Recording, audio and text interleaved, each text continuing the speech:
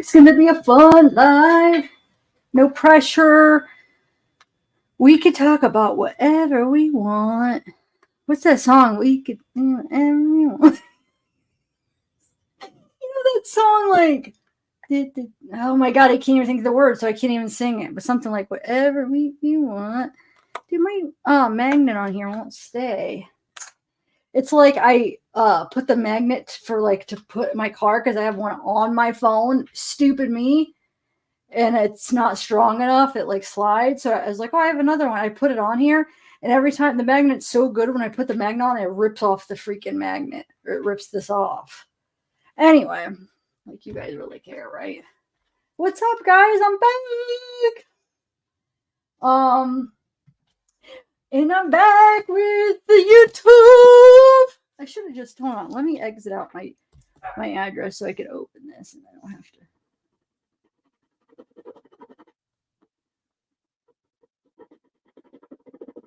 So I could hold it up. Well, I'm going to be opening it anyway, but just in case we don't want no stalkers. You know, I got a lot of stalkers that like, I'm joking. Oh, Lordy. Well, I mean, you never know. I've had a few with that like to send me a freaking picture of my house. That's always fun. That's really fun. That was actually one kind of recently. Yep. A freaking satellite of my house. Just like basically showed it. Anyway, but yeah, YouTube. What does this one say? God darn it, this one has my address on it too. It's not like it's a big deal. I mean, I know people can look it up, but why? I'll make them do the extra work. You got to do the extra work if they want to stalk me. They have to pay for some kind of background thing to. I don't know. I'm in a weird mood, guys. I ate a bunch of corn on the cob. But yeah, you guys, I'm opening it. I have not opened it. You can see there's still sealed up. I have yet to open it. I got to my handy dandy pocket knife. Okay. Hold on, look at this one knife. It's funny. Look at this knife my mom bought me like last year. She's like, oh, look what I got. I think she ordered it. I don't know. Hold on. I forgot about this puppy. I forgot about it. Hopefully I don't get in trouble with it. Because, I mean, it's illegal to have a knife. But I'll show you what I mean, though, because the shape of it. Hold on. What do I do with it? I just cleaned this drawer out, too. Just give me a minute to think. Hold on. Think. I just had it. Give me 1 minute, guys. I gotta think. Zeekster, come on out, puppy. I don't know. Hold on. I need to because it's just perfect. Hold on. What do I do with it? I just cleaned it all out. Don't be a baby. I'm giving people time to come in. Zeke! I'm confused. Where is it? It would have been cool if I could find it. Would I put it somewhere else? I don't know. I can't find it. It's making me really mad. Dang it. I have this knife. I never really get to use it for anything. Now I get to, there's a reason I could use it. I can't find it. Really great, right? Card reader. I don't know. I have no idea. It's really kind of making me mad, though.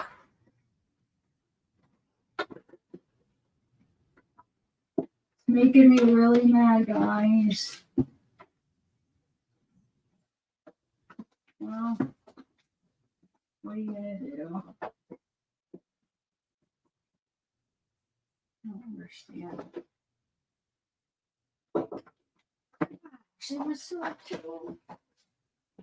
All right, I'm coming. I keep looking though, because it's insane. There would be no other place I would put it. It makes absolutely no sense that it's not here. No freaking sense. I'm starting to get mad. I swear. He's disappearing, guys. Ew. Here's the baby monitor. Baby monitor. I could put a Z cam. You guys want a Z cam? He was up here, but he came down. It was taking too long. I keep looking over because I'm like, it's gotta just appear, but I'm looking in the same spot. Not gonna appear, guys. Well, at least I have the other knife. Oh, wait, I found it. See? Don't ever give up. The moral of the story, don't give up. I found it. I found it. I knew it was in here. Okay. Hold on. How do I look? But the question is how do I look through this stuff? I just look through it over and over and look through everything. And how did I miss it that many times? Like, come on. What is wrong with me? I don't know what's wrong with me, guys. Okay, I'm coming. All right, you guys ready for... Oh, you guys, merch. This is one of my... I got the OCD stuff. Remember, I got the peeping ears. The OCD is a little hard to see on the tie-dye, but I don't even care. I like it. But you don't have to get it on tie-dyes. There's a bunch of different colors you can get it on. There's a lighter tie-dye, too. I have that one, too, where you can see it a little bit better. And then on the back, it says peeping ain't easy. But then in this obsessive crime disorder, it's got OCD. It's got the... So cool. All right. How's everybody? Let me see who's... Oh, Groovy, thank you. Drum roll, please. Yes. But here's the thing. I'm going to open it and have to put it right back in the box because I have nowhere to put it right now.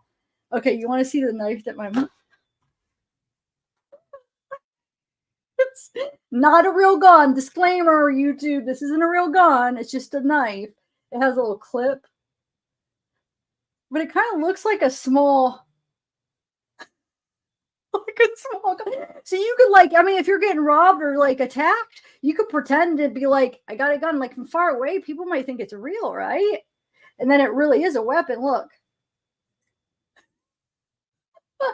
Look at this. Isn't that cool? I don't know what I'm never really use it for. I'm not going to carry it around on my keychain. Hey guys. But look, you'd be like, and then you could be like, okay. You got a knife. Okay.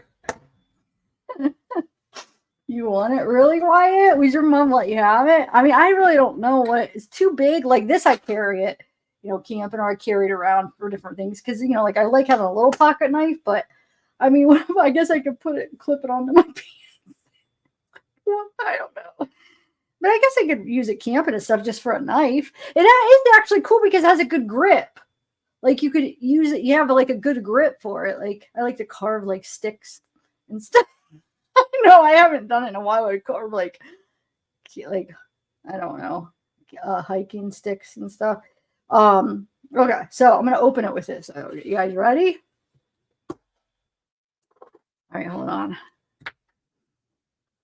Here we go. I'm nervous.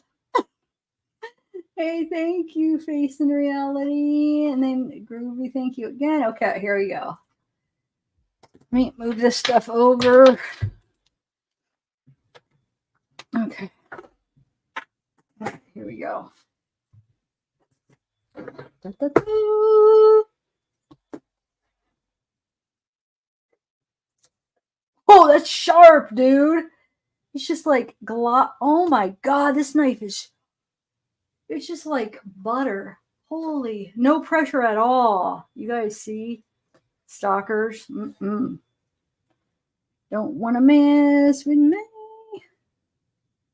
I mean, if you're stuck, if you're hurting me, I'm not trying to make, it's only for protection. Now, if I could figure out how to shut it. Okay, here we go.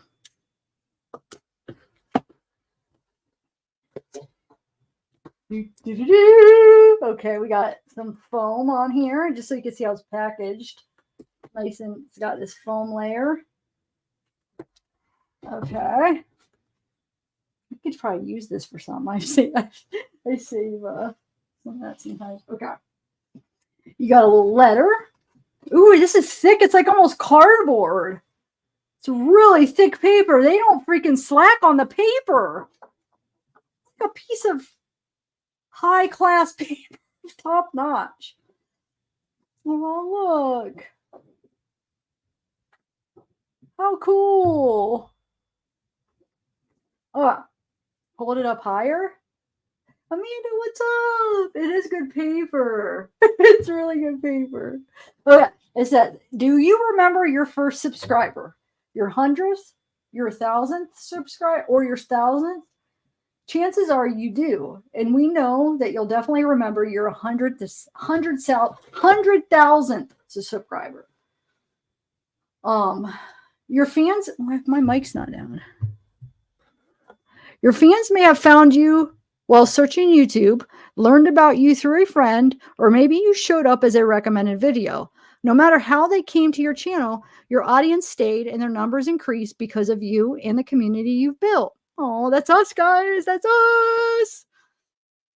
We're proud to honor your impressive milestone of reaching 100,000 subscribers with the Silver Creator Award. Congratulations. We know that you have many more stories to share with your community, and we know your fans can't wait for you to amaze them even more with your commitment and creativity. So keep creating, keep building. We can't wait to see what you'll do next, and we're here to support you along the way. And who knows, when you reach your millionth subscriber, we may just write to you and ask, do you remember your 100,000th subscriber?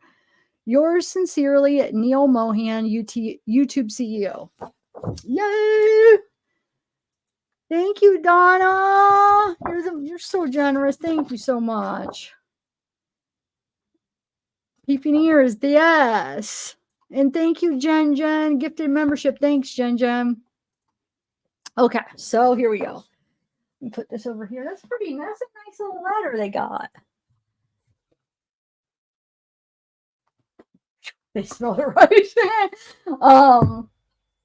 Here's a little card too. Congratulations on your subscriber milestone. We are honored to take part in recognizing your achievement and want your experience to be exceptional. This award was inspected and packaged with great care by Rick. If your award was damaged during shipping or if you have any questions, please contact us. And it has a email. All right, here we go, peoples. So it's a little box here. It's got some paper around it. So let's open her up. Let me wash.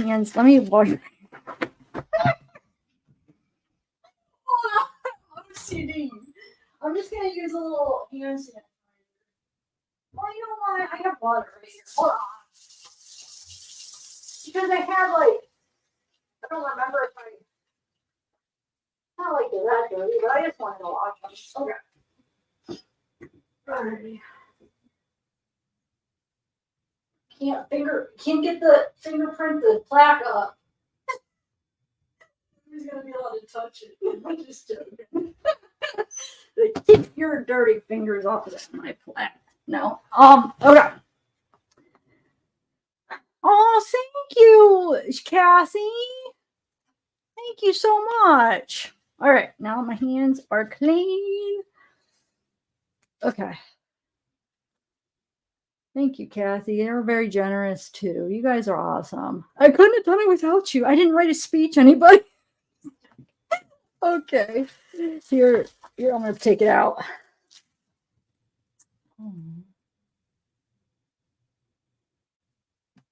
Looks in good order. Yay!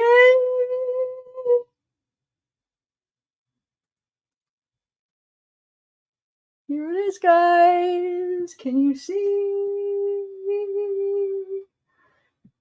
Look, you can see the ring light reflection. That's up to the left, though. It's weird. It doesn't. Oh, the mirror. It's pretty. The back's like. You can even look at look at the picture. Oh, I love it. Do you guys like it? Beautiful. It's so beautiful. So beautiful.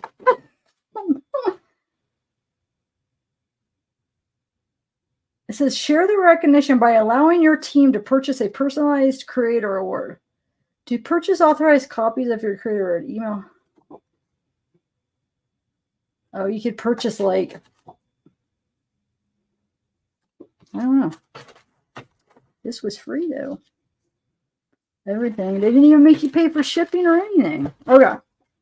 So there it is, guys. So then when I get my new studio next door in the other room, I'll be able to like show it, put it somewhere in the background. But right now I have nowhere to put it. So pretty. Beautiful. All right. There we go. What do you guys think? It's pretty nice. Pretty nice.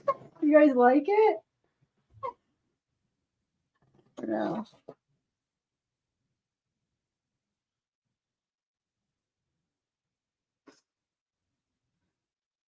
Wait, are you joking, Annabelle? You're being sarcastic, right? He hates me. I love this letter, though. It's really nice. Well, I'll be able to put that behind me when I move. But until then, it goes back in the box, nice and safe in your home for a little bit. You'll get to come out very soon. Plaque. Get to come out very soon. Okay. All right, guys. I'm excited. It took me 5 years, basically, or over 5 years or something. I forget, but it's around that time. Oh, the card. My OCD. It has to be in there. I know, I'm silly.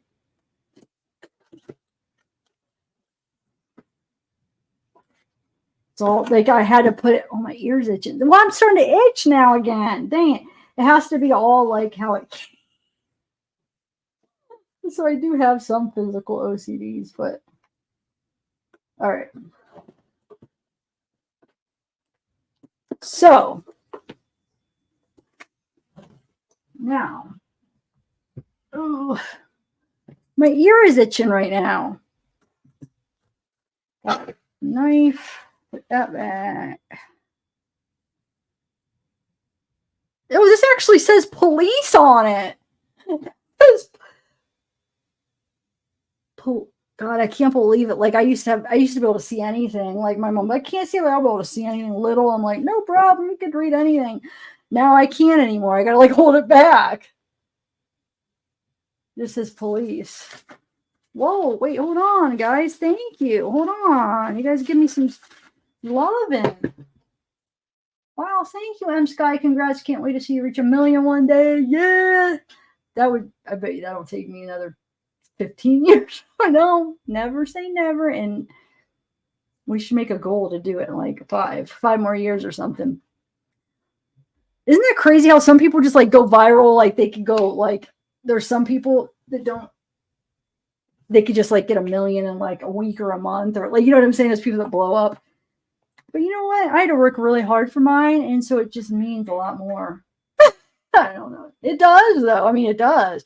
Like, can you imagine if I just got it like in like a month? It wouldn't really mean as much. You know what I'm saying? Instead of like really working slow and steady and working hard. But thank you, M Sky. Soul Food. I already have 2 shirts, but now I need to order the bright tie-dye you're wearing. Congrats on the plaque. You deserve, hon. Your Zav crew loves you. Oh, thank you, Soul Food. Thank you. You're the best. You're the best. Dark Sea. I was thinking about you and Mamma Mia today. I got recommended this girl from Australia. I don't know. It was like, when you go through shorts, it just like popped up. It just made me think of you guys. I don't know. Because you're from Australia. That's probably about it. But so thank you. 5. Who got them all? Dirksy, who got yours too? Who won? So we're just gonna keep this open. Well, Sarah, how can we do the wheel when you were like saying the wheel? How can we do it in the moment? I'm confused because okay, so we asked people for recommendations, but is it gonna be like specific things to watch for each thing? But then I have to have that stuff ready. You see what I'm saying? I'm gonna have to have that ready to watch then. Maybe I mean, can we do it, you think, or no? Because we're going to try to do like, I want to do like open case right now, talk about whatever, and like take your recommendations on whatever. But Sarah brought up like maybe like do like a, you know how you used to do the wheel of names for giveaways? Like you could put ideas in for like, watch this interrogation. Well, interrogations would be really long. That'd be like a whole video. And then you spin it and then do it. But I don't know. Maybe I should have that plan better, I guess. But is there anything in particular that's you guys want to watch together or talk about as far as true crime? Have you guys been watching the Chad Daybell? I can't even believe that I'm not watching that. Like that was like one of my huge cases. And I feel like I'm so burnt out because like there was so much stuff that came out. But last night, was it last night? Maybe it was today.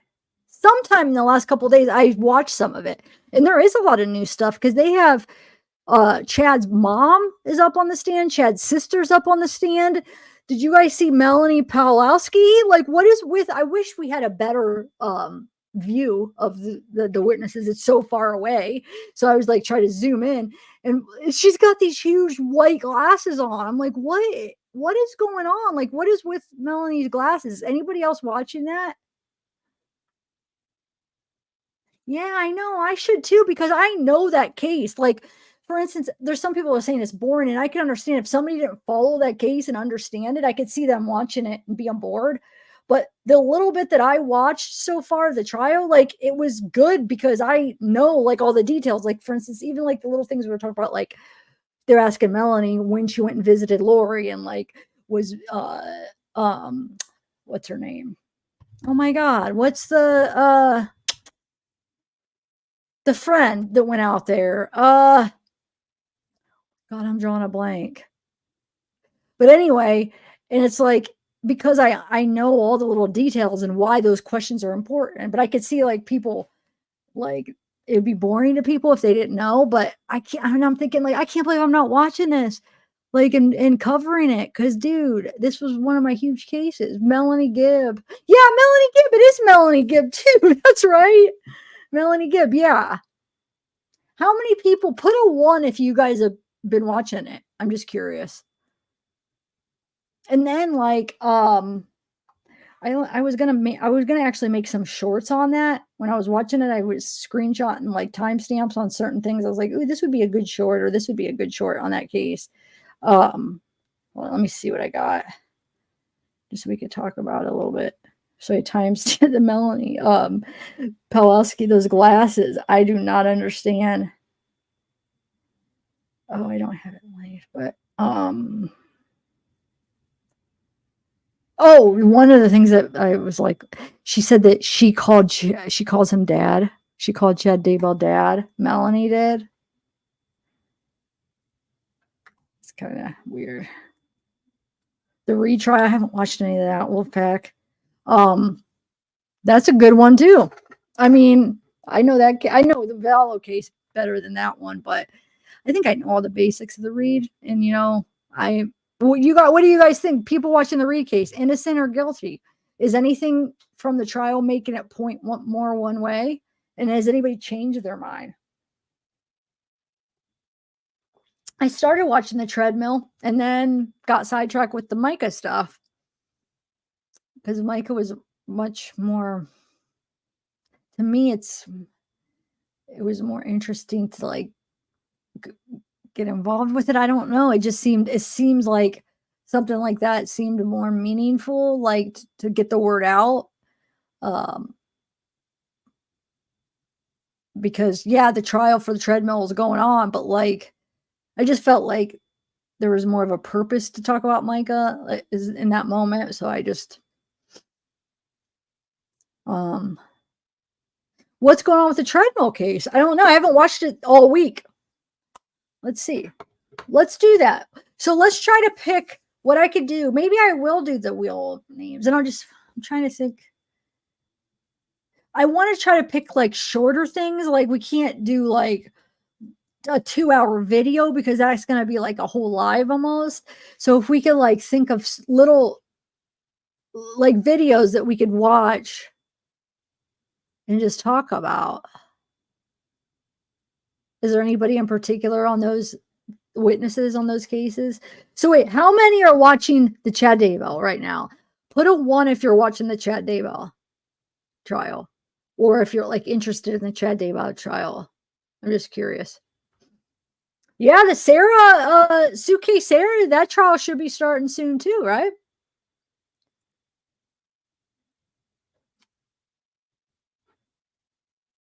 Okay, so maybe it would be worth watching a little bit of the some of that.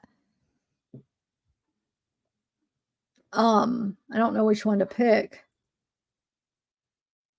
because we obviously can't watch the whole trial. What's up, Dragonfly? What's up, Donna? Daffy Dill? Marissa Roberts? It is. Oh, it is. What is it leaning? Like, do you think he's going to get convicted? How? You're watching them all? I haven't watched any this week. All right, well, I guess I lied. I watched a little bit of Chad Daybell, but not a lot. I just watched like a little bit of Melanie's and a little bit of his mom's. But okay, so let me look it up. Let me look, maybe I could find one that has highlights, like a highlights of the trial. Let's see. Let's do a little bit of Chad Daybell, a little bit of what's a good one for Chad Daybell, like highlights. I almost want to watch like somebody that we haven't seen testify, like on any of the other ones. Wait, what's this emotional a secret call? What's that about? Hold on a second.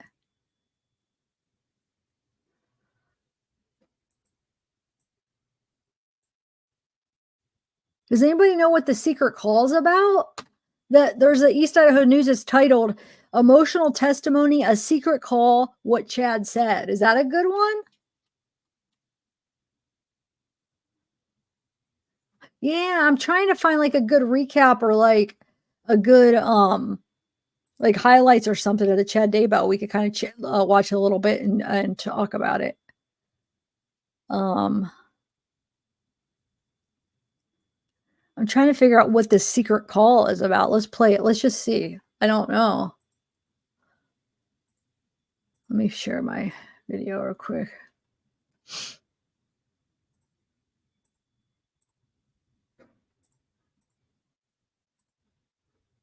Or we could even do clips of just like random interesting like body cam or things. I'm trying to think of what I've watched lately, like clips. There has been a couple that I was like, oh, we should play it. I should play it for like when we do like something open like that. Hold on, I got to remember what it was. I don't know. Send me something, guys, if there's something interesting. But I'm going to play this real quick and see what this is about.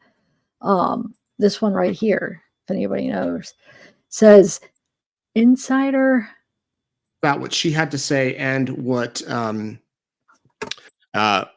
we can expect come Monday. Okay, first things though, let's talk about the coroner. This is Cammie Wilmore. She was fairly new-ish in her position. She said that before she responded to Tammy Daybell's home on October 19th of 2019, She had only been to 5 or 6 other unattended deaths. So she hadn't had a lot of experience with them, but she had been to some. She showed up. She testified that Chad was distraught. He was crying. He was upset. She asked how Tammy died. He said the same story that he told others, that she woke up coughing. She threw up. She went to bed. She somehow got tangled in the sheets. He was awakened to her falling off the bed early in the morning. He called 911. She noticed, though, that her body was quite stiff and cold, and that she had been dead for some time. And her duty, her job was to basically keep everything under control until her boss, the coroner, Brenda Dye, got there. And Brenda Dye has testified before. We heard what she had to say. Here is something a little unusual, though, that Miss Wilmore, the deputy coroner, noticed when she arrived at the house and saw Tammy. Did any of your initial observations cause you pause? Yes. Very first, when I walked in, she had this foaming that was coming out of her mouth. That was the very first thing that I was surprised at. It wasn't something that I hadn't really seen before. I've seen foaming little bits, but this was kind of like a foam cone that was coming out of her mouth. So I was surprised by that. Poison.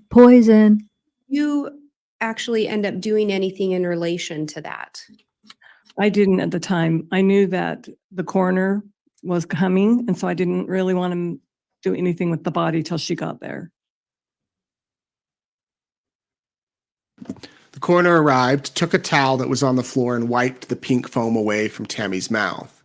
The foam then came back up.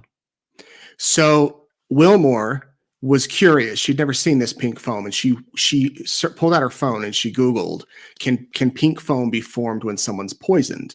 She never really found anything like that, an answer to that yes, it was poison.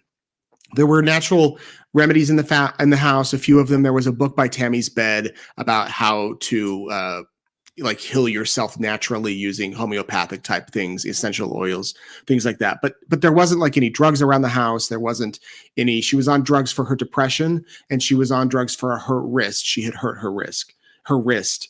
But other than that, everything was fine. She did discover or learned later that when someone has been asphyxiated, that pink foam can come up through the mouth because it's, creating liquids, that need to be excreted. She also noticed bruises, and not a lot, a couple, she said, on the arms, on the upper body. And she realized that, but she didn't think anything of it because they looked older. And she made it clear to say that the coroner does not determine the age of bruises. That would be up for the medical examiner. And remember, the other day, the medical examiner testified when he looked at Tammy's body. He was able to cut portions of those bruises, put them under a microscope, and there was hemorrhaging, meaning it was a fresh bruise. It was not an older bruise. So that's what she had to say. And she didn't declare the cause of. Oh, sorry. Hold on. That would have been her boss, Brenda Dye. But she did talk about to her, Chad seemed like a grieving husband, at least when she first arrived, and then Brenda Dye took over. But there was that pink foam, and Chad did not want an autopsy. He told them he did not want to do an autopsy. Next, it was... Which, come on, you're young. I mean, she was pretty young, not of an age that you would expect somebody to just die of natural causes. Healthy.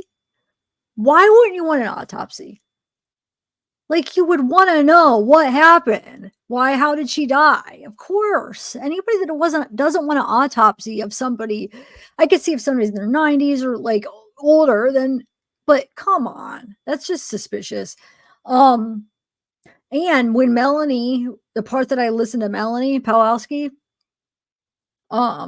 she said that they asked her why Alex was supposed to go to Hawaii when they went to Hawaii, like around in October, around the same time that Tammy died.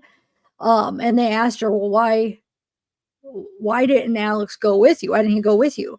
And Lori told Melanie, oh, because Chad had a job for him. We know what that job was, to kill freaking to help him kill Tammy. Right? Don't you guys think that? That's what his job was. It's ridiculous. There's so many deaths. If you guys aren't familiar with this case, this is, I mean, it would take you a while to really get it all down, because there's like a bunch of different things going on, and deaths and attempted murder and just so much stuff. It's definitely interesting. Samantha Gwillem, and I want to say that to preface this, for the first time, her brothers, two of her brothers, Ben and Matthew, came up, and they were sitting on the front row of the bench right behind the prosecutor. And they haven't been to any of the court proceedings. They didn't speak, but they were touched. I don't know if touched is the word. They were quite emotional during moments. At one point, after Samantha finished testifying, Ben, the younger brother, just put his head down and was crying, just crying for several minutes. The older brother had his hand on his back. At one point, the older brother was crying, and they were handing each other tissues. And there were the four of them sitting right in front of me. You can maybe see it in the video. The two brothers, Samantha, so three of the five. Tammy's gone, and then the other brother didn't come, and then Jason. And Ron wasn't able to make it, Tammy's dad, but I hear that, you know, he has been watching every development. And of course, Phyllis passed away last year. But this is, I mentioned earlier how close they were. I mean, here's a photo of them taken years ago at some function, probably a wedding. They're having a dinner there or something. And there's Tammy with Chad and Samantha and Jason. And then here's another one of them, you know, having a dinner or a meal together. They saw each other all the time. I mean, they were best friends. This is a family that did so much together and, you know, confided everything and just really were close, super close. And they testified that since this whole event, like Chad's children won't talk to them. They tried to make contact and there hasn't been any contact. And I'm sure that's just been so heartbreaking for them, you know, to not contact them, to not have any, you know, interaction with them after they've been so close for so many years. But Jason talked about how close they were. And then he was asked about, did Chad and Tammy ever talk about, you know, maybe having a rough marriage or issues in their marriage? And did Chad ever talk about his near-death experiences? I want you to listen to this clip. And on the other side, we'll talk about how the story that Chad was telling originally, that Jason testified of, kind of morphed over the years, kind of became a little bit more extravagant, I guess you could say, became a little bit more, I don't know, embellished. But here's just a little exchange that Jason had. Was there anything specific in your discussions with Chad that he explained if he had concerns about his relationship with Tammy? Just in the fact that I think he felt like at times it was a little vanilla. It was a little bland. What did he mean by, what did he say about that? Just in certain aspects of the relationship, that it was just a marriage of just, we have a lot of routine, just general routine that we go through. Did you and Chad share the same religious views, generally speaking? Generally speaking, while he was in Utah, yes, we did. Had Chad ever confided in you or shared with you any experiences that he may have had in La Jolla, California? He did. Can you explain La Jolla? Yes. Can you explain to the jury what did he tell you about that experience? Said he had an experience that was a little life-changing in the fact that he was in the ocean. Large wave came in, a lot of rocks, smashed him against the rocks, chewed up his back pretty good. And it was one of those moments that you just don't forget. And did he also share with you an experience that he had in Flaming Gorge, Utah? Yes, he did. Judge, I'm going to object at this point. This is becoming leading. Overruled. Yes, he did. What was that experience? Another experience in his youth where he was jumping off cliffs, and as he hit the water, he felt that his spirit separated from his body and become torn from his body. Is that something that he'd explained to you originally? He had talked to me about that. Judge, could we get some foundation as to time, date? Sure. Can you let the jury know, when did these conversations occur? What year? approximately? Conversations occurred early 2000s when we would have conversations about that. And we'll get to it later, but was there a later time that you also discussed these? We did discuss these later, yes. But in the early 2000s is what you're saying as to these two conversations? Yes. Is that right?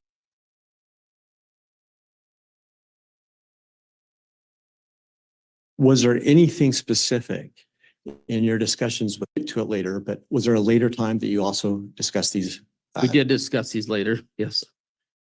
But in the early 2000s is what you're saying as to these two conversations. Yes. Is that right? Okay, sorry if that re-racked it, re-looped. Jason talked about that again, as I mentioned before the clip, that later on the stories turned into the fact that when he had these experiences, he could part the veil, meaning the I don't know, a veil, a curtain, whatever that separates this life from heaven, that he would be able to part it, open it, and see into the next life. And those were part of his spiritual gifts. The teachings got a little bit more and more bizarre, a little more and more out there. Jason wasn't sure what to think at first. And then Chad really started to push that they needed to move to Idaho, even after Tammy and Chad moved up here. It was a big surprise to the whole family when Chad said, we're moving to Idaho. And they didn't have anything in Idaho. Springville was their family, their life. Tammy had a job. The book publishing company was in Idaho. Really, the thing that they had in Idaho was that the beliefs that Chad was espousing, that it was going to be a gathering place for the end of the world, and there were going to be these tent cities. And you remember when Heather Daybell testified that she did not want them to go to Rexburg. She's like, this is our place. This is our place. Don't come here. Okay, you're coming. All right, we'll move somewhere else in town. There's all these places. There's Idaho Falls. There's Rigby. There's St. Anthony. There's all of these other places. Don't come to Rexburg. Where do they end up? Half a mile down the street. Same ward, same neighbor, same everything.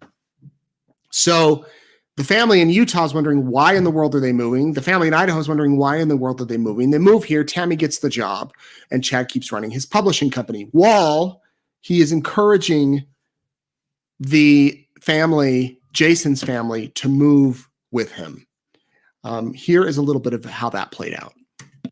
I was informed that there would be earthquakes, that there would be destruction in America. I was informed that there would be invading troops that would come from various different countries into the Americas. Did those views that he shared with you, did they cause you any concern? Sure. In what way? Well, it's a fear tactic. What do you mean by Judge, I'm going to object. Calls for speculation. You may continue.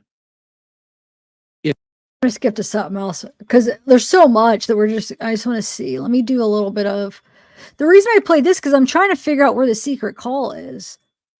Does anybody know what secret call? Oh wait, they're about to play something here. There it is. Talk to me. Tell me what's Let me going on. rewind it. Hold I'm on. trying to find two kids. What's up? And shit. Was there? Yeah, probably should. Yes, I found it. Hold on. Or either a little bit better, or you might want to turn up the volume. But here is how that call played out. I want to see how he sets it up, what it is. Yeah, I'll call him. You go. Okay. And it was Vallow, and he said she's had a complicated past. They asked if she had kids. Yeah, she had adult kids. They were all grown up. So the police say, we're trying to get a hold of Chad. We're trying to get a hold of Chad and Lori. They're not answering their phone. Jason says, how about I call him? They said, you'll do that? He goes, yeah, I'll call him. You guys record it. He wanted to record it because Jason said at that point he was doing anything he could to help the police find those missing kids. Here is, I don't know if I'll play the whole call. It's about 11 minutes. It's kind of hard to hear Jason. I'm sorry because they played it through the court system, so the sound's not the best. If you have an earphones, you might hear it a little bit better, or you might want to turn up the volume. But here is how that call played out. There's some interesting things that Chad said, and Lori too. They wanted to talk to us. What? Yeah, I'm just saying. I'm like, I don't know if I want to talk to you guys, and yeah, I have people wanting to question and talk to me about you and what you got going on, and I'm like, okay, why? And so I thought I need to reach out and find out. Lori's there, so let me just put that speaker. Okay, sure. So go ahead and state what is happening so she can hear. I have people calling me from Rexburg saying we want to bring you in for questioning and talk to you about what's been going on, and we're trying to find some kids. And what do you know about it? And I'm going, I don't know anything. What? Why? What? Okay, no, I don't know what's going on. And so, Yesterday, they actually went to Leah's house and tried to threaten her. We're not fully sure what they're trying to accomplish. It's mainly one detective in Rexburg. okay, So finally, we got a hold of an attorney, and that's pretty much where it goes from here. It's just, just everything to your attorney and stuff. Okay. yeah, just, we can text you his name and Yeah, probably should. Mr. Gwilliam, I'm going to pause there. You just heard yourself in the audio saying you probably should contact an attorney. Did I get that correct? On that one, they had mentioned, or he had mentioned to me that they had an attorney they retained. And I wanted to get the name of the attorney so that I could then pass it on to law enforcement. And that was the purpose of that. Okay. And the voices that we've heard so far, we've heard your voice. Just for clarity, who's the other voice? The other voice is Chad Daybell. say who you need to. You know me, I don't deal with a lot of this stuff very well. I'm just like, okay, I'm a simple dude. What's going on? What do you guys want to do? What's happening? What's going on? Your route. I don't know how you would even be involved. I have no idea. They're just trying to. So you all people that might not be familiar. So Chad is the one that just hold on. Let me rewind it. I'll try to repeat one thing he says, then hopefully you guys will be able to know which one he is. Thank you, RV there. Yeah, thank you. You're too sweet. All right. And thank you, Patty, for earlier. Jen. Okay. Let me press play and then I'll see. I'll repeat whatever he says. Go through and just kind of see if I. No, you know what I'll do?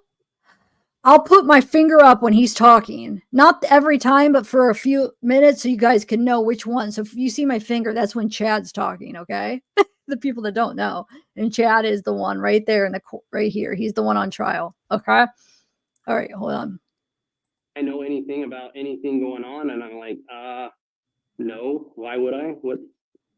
Talk to me. Tell me what's going on. Well, we're trying to find two kids that along with Lori, and we just want to know if they're being, sheltered down in Utah. And I'm like, what? I have any idea what you're talking about.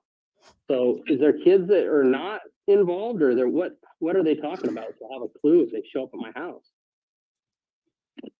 If they show up, you can just give them the attorney's name and say, we're not talking to you without an attorney. Okay. Because No, there, well, it's my sister-in-law. It's just a bunch of people that are starting trouble for no reason. It's separate from the Tammy. That's Lori. I, That was Lori. So Lori's with Chad. So the lady was Lori. And then Chad just said something real quick. Mr. William, you just heard that reference to the Tammy situation. What did you take that to mean from Chad when he said that? When he said the Tammy situation, I can only, the fact that he had buried her soon, married Lori as quickly as he did. I don't know that it would be a situation, and I don't know what he means by situation in that at that point.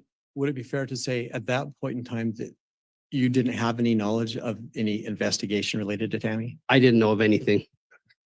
And ever discussed anything like that with you in any of the prior phone calls? Let me backtrack slightly. Possibly the Tammy situation could be in reference to him calling previously to ask about her exhumation. They're trying to combine it all together. well, do you want to send me that attorney's number? Do you want to text it to me, or? Yeah, Yeah, if you can do that, that would be helpful, I'm sure.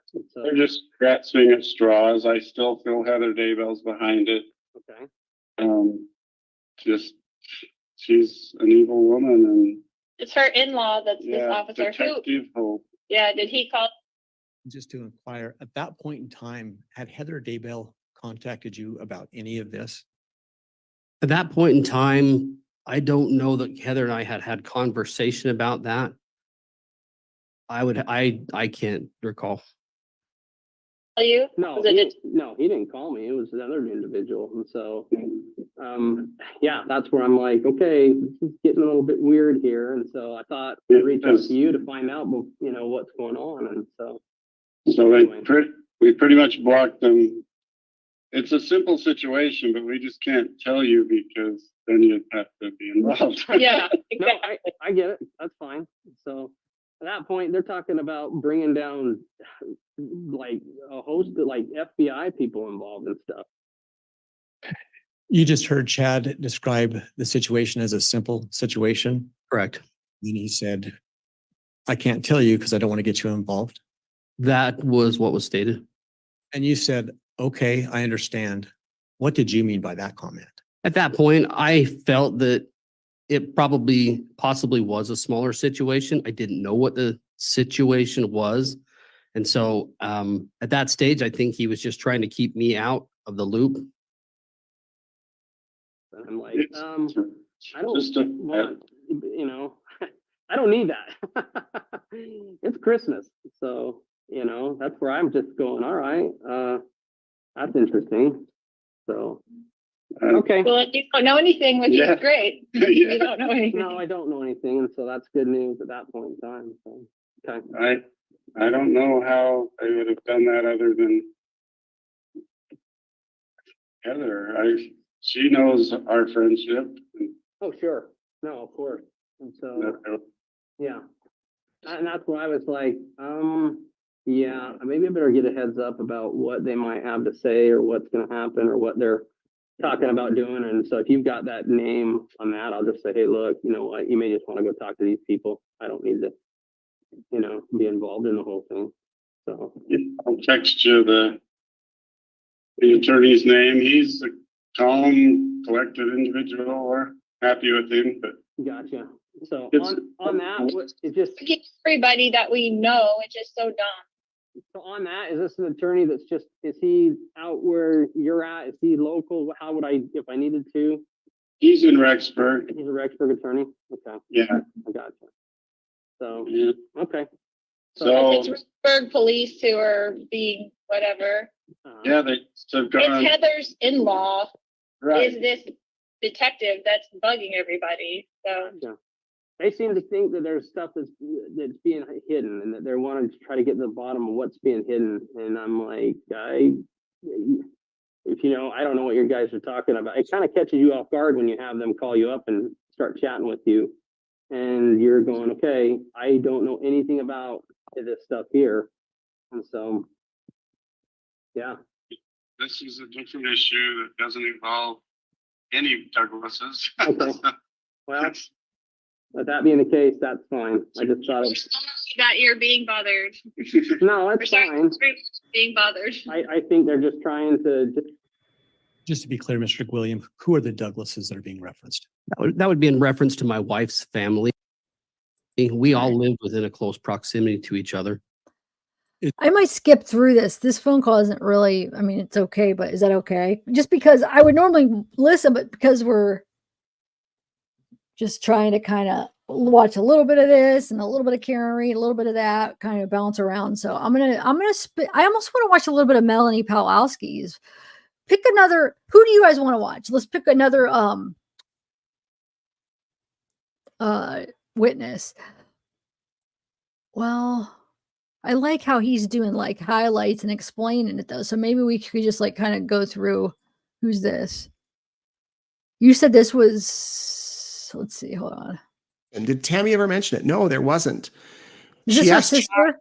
finally after Tammy died, and of course she was crushed to find out that her sister died and that the funeral was rushed. And she asked Chad right away, early on, are you going to do an autopsy? And this is what Chad responded. And how old was Tammy? 49. Did you ever talk to Chad about an autopsy? Yes, I did. What did he tell you? I asked him in a phone call that we had after she passed away and we were making funeral arrangements. I asked him, are you going to do an autopsy? And he said, no. And I said, why not? We don't know the reason why she died. And he said that the coroner had told him that she looked Judge, peaceful. I'm going to object at this point. It becomes hearsay at this point. Sustain. Man, I wanted to hear what she was going to say. These are Well, data peaceful. statements. Okay, I will revisit that ruling and overrule the objection based on that. Thank you, Ms. Blake. You can continue. What did Chad say? Chad said that the coroner told him that she looked peaceful and that and it looked like natural causes. So they said they weren't going to. He also stipulated that it would be a cost of $1,500 for him to do so, and it would hold things up. And they wanted to get the funeral done quickly.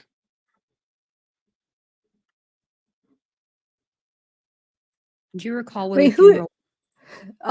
who's that too, Mesa Pinoza? I've been saying Pawlowski. Who are you correcting? Are you correcting yourself? Maybe did you write it wrong? Oh, okay, okay. I see. I was like, wait, I bet you she's correcting herself. Okay, parlors. It's like, wait a minute. Okay, yeah, I'm gonna skip through this. We'll just play a little bit of. I want to play a couple parts of Melanie Pawlowski, and then I kind of want to move on, maybe to another case. I feel like there's some people getting bored, so at least we could just bounce around a couple different ones. But let me find Melanie's, because you guys got to see these glasses she has on. I don't understand. They almost look like it's like too much for her. I don't know. Watch people in chat be like, oh, I have those too. I'm not saying that they're like ugly, but it just seems like a lot for like the trial. It just kind of, I had to like do a double take. I'm like, what is she wearing? All right, hold on. Let me see if he does, if East Idaho knows, maybe he does like highlights that include her instead of just watching her whole testimony, you know? I don't know. Maybe I'll just, hold on. I'll just go pull up what I was watching yesterday with her. 1 minute. I think it was on my walk. I was watching it. On my walk. Yep, here it is. Okay. No, I can't play this one. This one is on Fox. Dang it. I'm going to find another one. I'll just put in, hold on. The one I was watching was the Fox. I refuse. Hold on a second.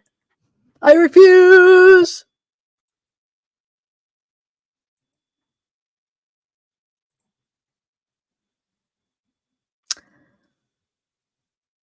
What can I put in? Hold on.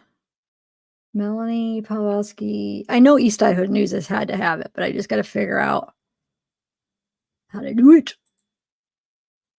How to find it. Hold on, I'll just put Melanie. I don't know why Fox. Why was I watching it on Fox? They always copyright you, and I don't know why. It sucks. Okay, Melanie Pawlowski. Here we go. I got it on East Idaho News. All right. Yeah, he does have like a highlight for her. Wait, no, he's playing. Oh, here we go. Was he playing her old interviews?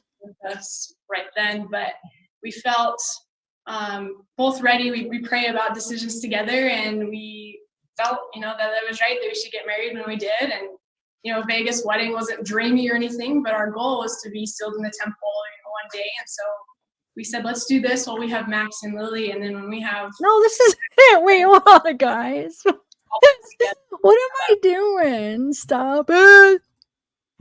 Okay, so that I realized was probably 4 years. There we go. Okay, so you will find Lindsay Blake consistently through the testimony today, through Ian and Melanie. Why do they? And to get to the point, you can say at some along rather than saying it. He's preparing conferences and these preparing classes with Lori, came home one day and said we need $10,000 of food storage. Was into the belief system according to Brandon's testimony and even some of what Melanie and Ian said today. So then she talked about but they would explain how to do that.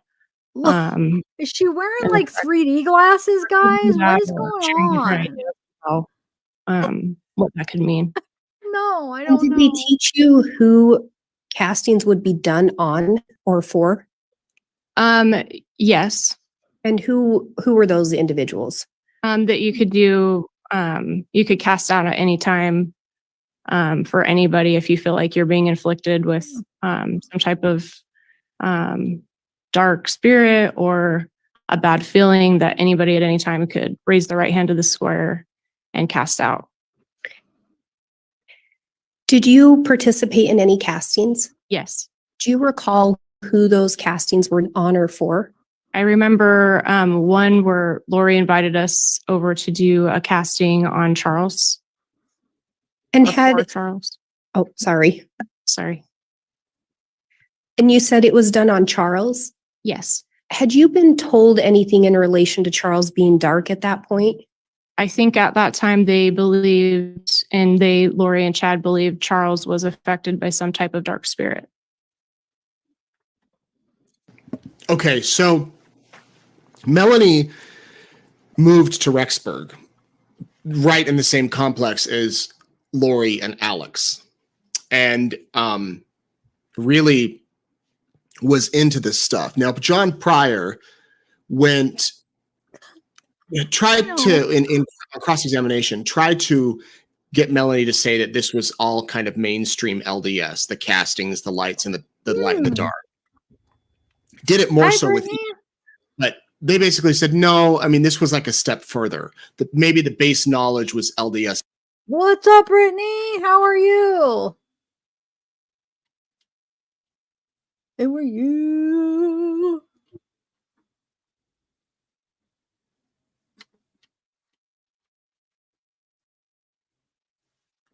I want to watch a little bit more of Melanie, but let me look.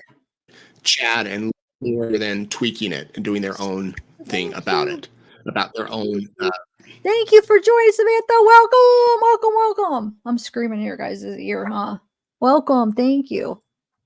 Blessings and whatnot. At one point, Lori asked Melanie, or Melanie was asked, what happened when she asked her aunt, where's Tylee? Where's JJ? Remember, they're her cousin, and she knew them. She lived near them in Arizona, and she moved to Rexburg, and there's no JJ or Tylee. And here is how Lori answered that question, according to Melanie. Did you ask Lori where Tylee was? Yes. What did she tell you? I got a few different answers, but one I remember clearly was that she was with a friend from college at BYU, and that she was kind of doing her own thing. But that's one of the main answers that she would give. Did you ask where JJ was? Yes. What did she tell you about JJ? She said she had hired a nanny there in the area, and that the nanny helped a lot with JJ. Prior to going up there to visit, had you spoken with Lori on the phone? Yes. Did you ever hear Tylee or JJ in the background? Not that I remember. During that Melanie visit, went- did you see Chad Daybell? I don't remember if I did or didn't. All right, there we go. Melanie went on to go on a trip with Lori to Hawaii and to Missouri, 2 trips. JJ and Tylee were not with them on the trips. And Melanie was asked, when you went to Hawaii, did you ask Lori, where's JJ? Tylee at that point was older. That might make sense. She's at the university, has her friends, whatever. But JJ, and she said she recalls asking, believes that Lori said that she was probably with the nanny. Well, Melanie moves to Rexburg. Alex, she meets Ian. They get married very quickly. I think he said, 2 weeks? They were married by the end of November. Alex dies a few weeks later. Kids are missing. Lori and Chad take off. They flee from Rexburg. So then it's like Melanie and Ian, like alone, when their support system left. But when Tammy died, Melanie was in Hawaii with Lori. And that's how she found out Tammy was dead. And here's how she recalls learning the news and what she remembers Lori's reaction being. At some point while you were there, you learned of Tammy's passing, though? Yes. How did Lori seem to be? She, from what I could tell, seemed in a state of shock, just surprised. Did Lori head back to Idaho after that? Yes. Did you head back to Idaho right away? No, I stayed longer. Was someone else supposed to go on the trip with you and Lori to Hawaii? I think I found out later that Alex was going to come with us on that trip. Why didn't Alex go? Lori said Chad had something that he needed help with.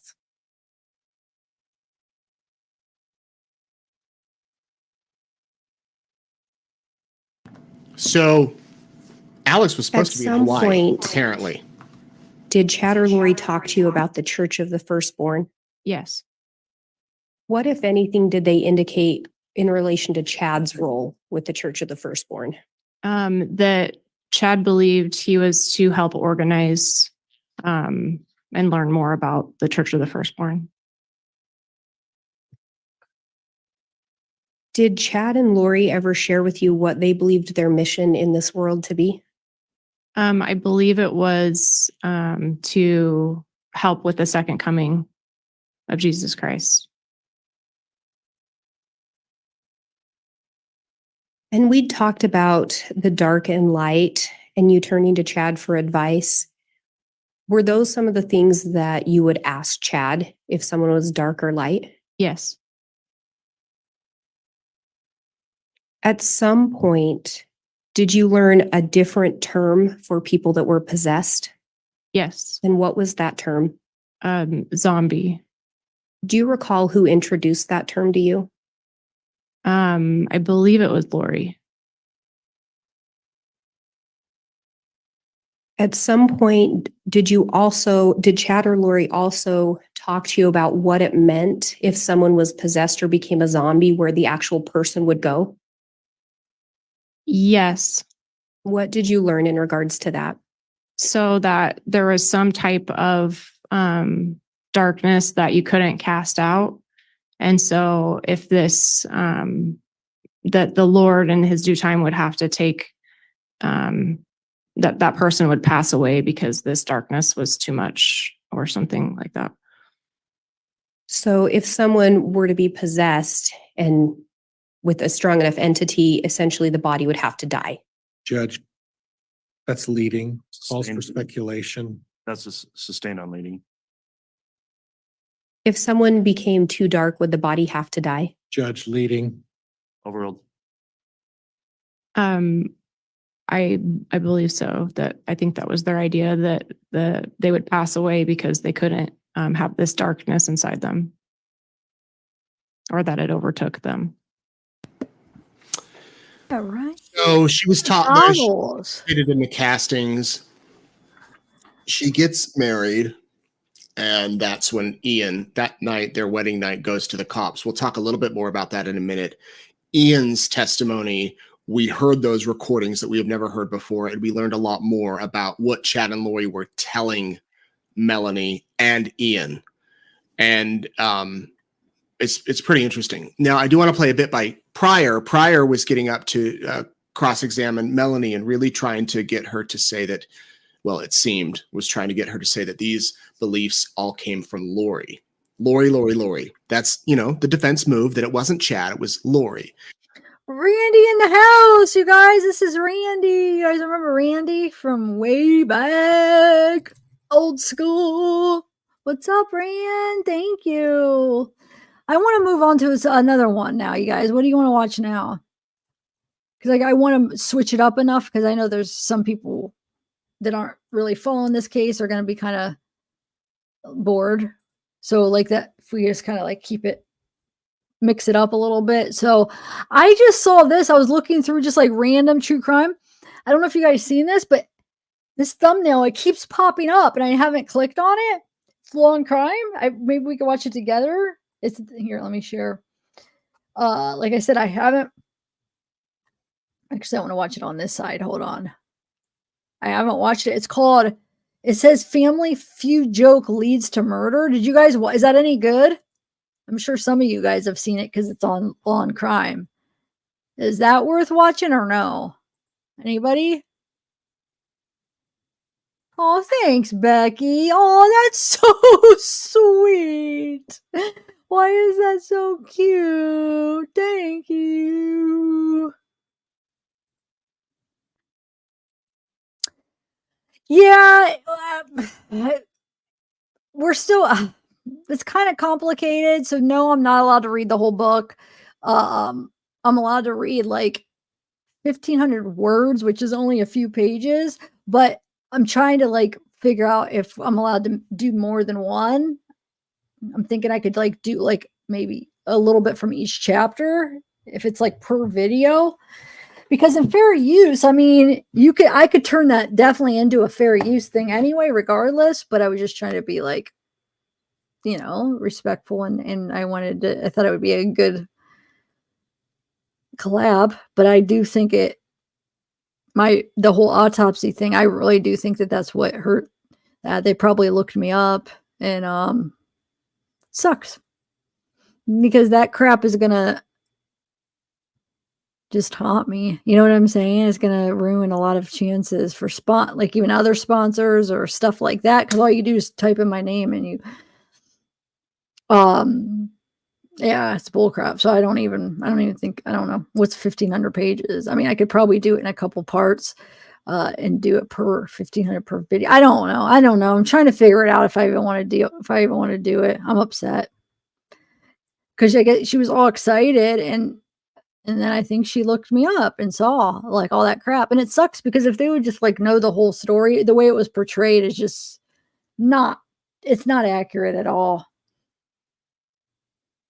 But anyway, so yeah, I don't know what I'm gonna do. It sucks because I was really excited, but I don't know yet. I gotta figure it out.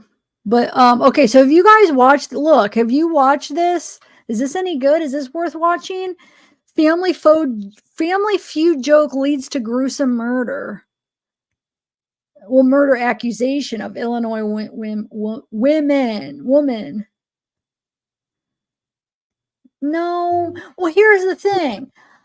I almost didn't want to bring it up because Sarah called for me and I didn't want to bring it up because I was like, I was thinking like, should we just tell them? Like, so at least I could have my side of what happened. But then I'm like, but what if I just tell them myself and they don't even see it? You know what I'm saying? So no, I didn't. And they didn't say that that's why. I just think that that's why. It's not like they said, oh, we looked you up. But of course, this is a company. Of course, if they're going to want to be like, teamed up with me and collab with me, of course they're going to look into the person that they're going to be. You know what I'm saying? So yeah, I'm sure that they looked into me. So yeah, it sucks.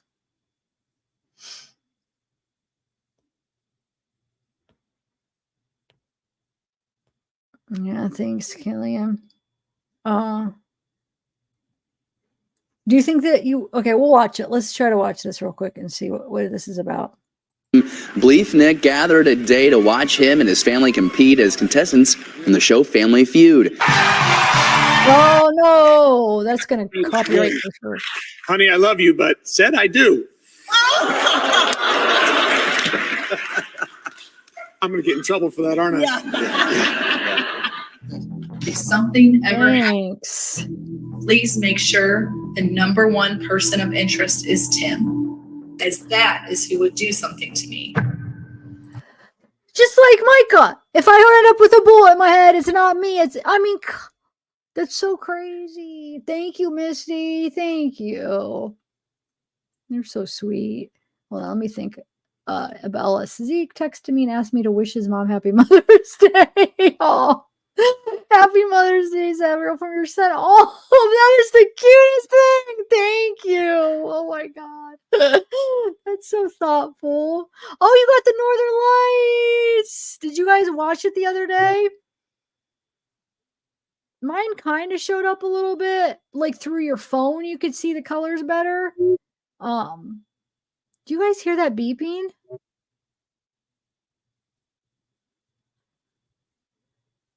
Okay, it stopped. I thought at first I was like, is it going to be like a bomb or is it going to keep beeping? That freaked me out. Thank you, Soul. You guys hear it again?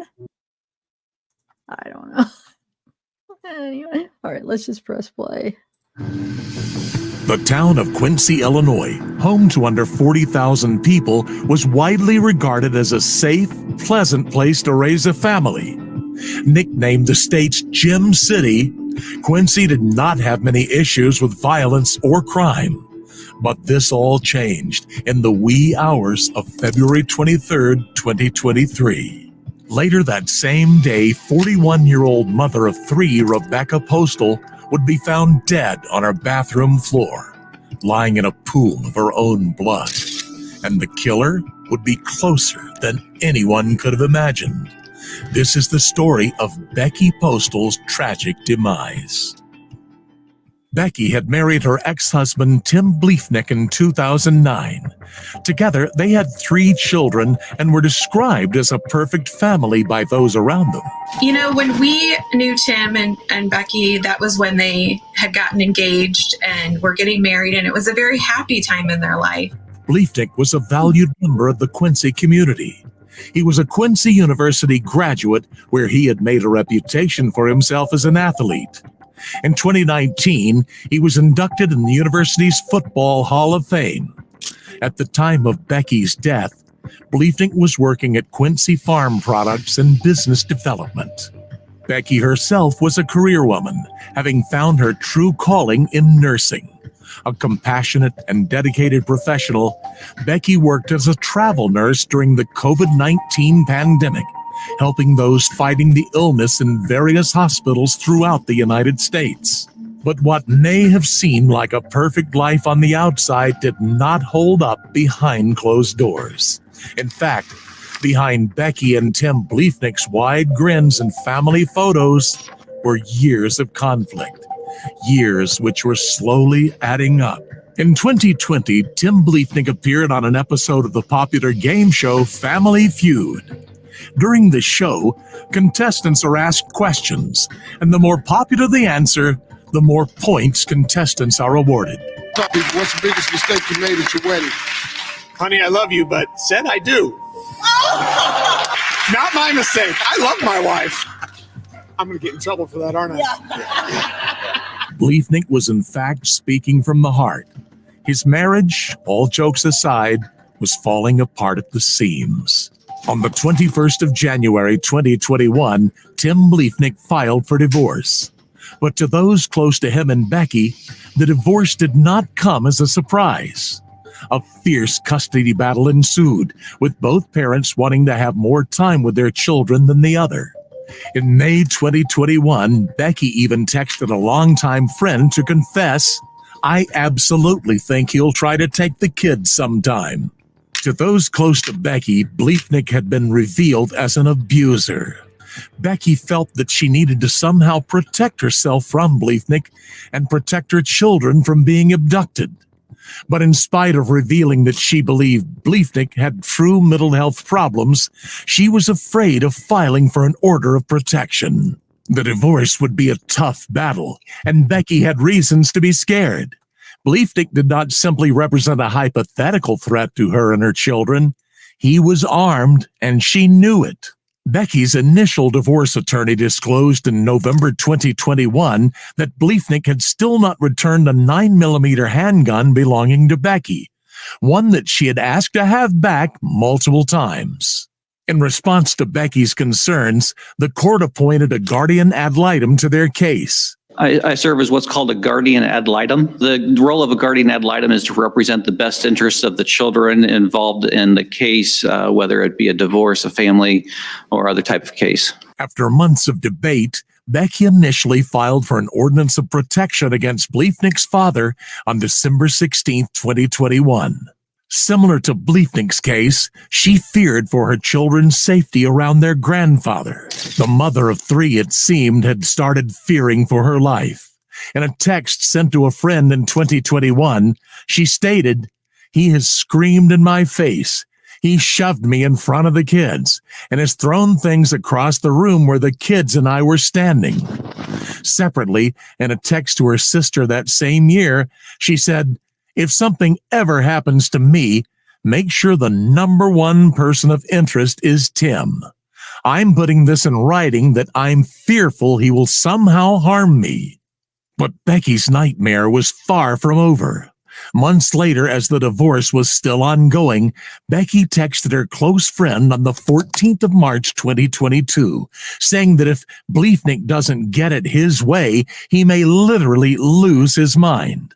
The text was in reference to the ongoing divorce and custody battle. In August 2022, a court order detailed how the children must be exchanged between Becky and Bliefnick. For reasons of safety, Bliefnick and Becky must stay within 3 feet of their cars when exchanging children. Yet, regardless of the safety procedures which were being put in place for Becky, tensions between the former lovers were rising and she knew it. In the meantime, Bliefnick started looking for a new bicycle.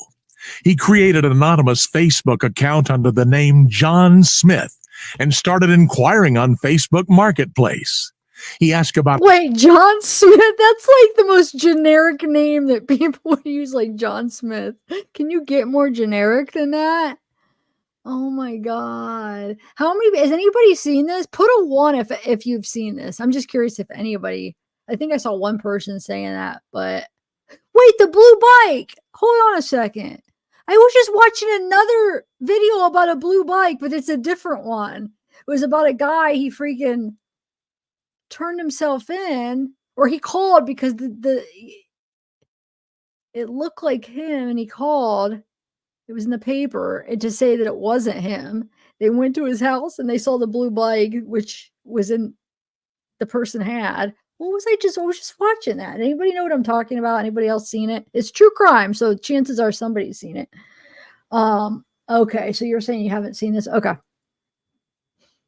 a blue 26-inch Schwinn mountain bike and a black mongoose bicycle, which he also purchased. On the 5th of January 2023, a friend of Becky's named Melissa Young recalled running into her at a local store. She looked very mentally and emotionally exhausted. Nothing like I used to see her. She was really in hopes to get the divorce over with and stuff. Did Becky tell you that she felt as though Tim could snap at any moment? Yes. Did she also tell you that she had found out that Tim was hiding money? Yes. Did she also tell you that Tim had told her, "You'll be dead before you have any of my money"? Yes. Around this same time, Bliefnick was beginning to also act strangely, and people were beginning to notice. He asked his neighbor, Bradley Amon, whether he had any security cameras pointed toward his backyard. He didn't. On the 10th of February 2023, Bliefnick finally made an effort to return Becky's long-lost 9mm handgun. He called the Quincy Police Department and asked them whether they could return it for him, since he did not want to do it directly. His request was denied. But perhaps they should have accepted Bliefnick's request. More people were starting to notice his threatening behavior and the toll it was taking on Becky. On the 13th of February 2023, Ted Johnson, Becky's significant other, decided to stay the night at the house. I would park right here, this area. Right there behind the house by the driveway. Yes. Between midnight and 1 a.m. that same night, video surveillance detected a cyclist riding past multiple residences in the area. Becky's next-door neighbor also received a notification from his surveillance system.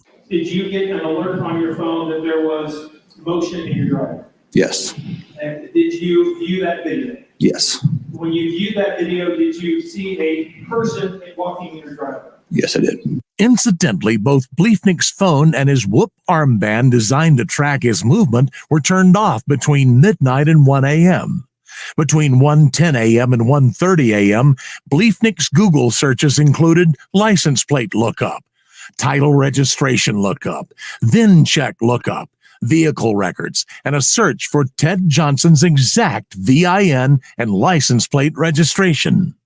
At 1:32 a.m., a phone call was made to the Missouri Department of Revenue, the authority which handles vehicle registrations. As the coincidences between Bliefnick's late-night Google searches and the mysterious cyclist prowling around Becky's house started mounting up, It was becoming increasingly clear that the mother of three might indeed be in danger.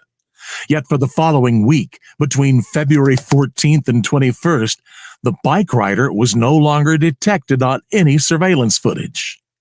On February 21st at 2:11 a.m., the same cyclist was once again picked up by cameras in the same area as before. On that same day, Rebecca messaged Bleefnick asking whether he could keep the children overnight for the next 2 days. She spent the evening with Ted Johnson. On the following day, February 22nd, the same cyclist was once again caught on camera performing a similar route as before. The same happened later during the night, with the bike rider being recorded at around 1 a.m. The cyclist stopped near Becky's house and forced his way in with a crowbar. At 1:11 a.m., Becky attempted to call 911. She failed. The home security system alerted Becky that the front door was open. At 1:16 a.m., the cyclist can be seen heading back the way he came on surveillance cameras. Incidentally, Bleefnick's phone and whoop armband were disconnected from 12:28 a.m. till 2:07 a.m. on that same night. At 6:45 a.m. on February 23rd, a nearby resident left for work, noticing that Becky's front door was open. At 11:51 a.m., Bleefnick called his children's school to ask them to not let his kids walk to their mother's home. And he told me that he would be picking them up instead of having them walk home. And approximately what time did he arrive at St. Peter's School on February 23rd, 2023? 1:50? So about an hour before the dismissal even began. Yes. At 3 p.m., Bleefnick texted Rebecca's father. He asked if he could call her to find out when she'd be picking up the children, since the school had called to inform him that they had not yet been picked up. At 3:30 p.m., Bill Postal, Becky's father, would enter into his worst nightmare. He arrived at Becky's home to find the front door open, something which he immediately noticed as unusual. Becky did not answer his calls. In the bathroom, his daughter lay dead in a pool of her own blood. Lex, I went to check to see if she had any heartbeat. I picked up her arm, but rigor mortis had already set in. She had been shot 14 times. Bullet casings would later be found around and under her body, meaning that she had been shot whilst on the ground. By the time I answered the door, I didn't see anybody, but then I saw a man walking away. He had a long coat, so I didn't recognize him, and I asked him if he wanted something, and he turned around, and it was Bill, Becky's father. He said, "I need to use your phone, call 911, Becky's dead." At 4 p.m., Bleefnick was told of Becky's death. He replied with shock and was audibly upset. On the 27th of February, police found an abandoned blue Schwinn bike near the Quincy Public Schools bus barn. The surveillance footage cyclist had been filmed around that area multiple times. Police searched Bleefnick's home on the 1st of March, but the investigation into Becky's murder was far from over. This is the third known location to be searched in this investigation. Of course, that includes Bleefnick's home in Quincy and, of course, the residence in the 2500 block of Kentucky Road where Rebecca Bleefnick was found dead.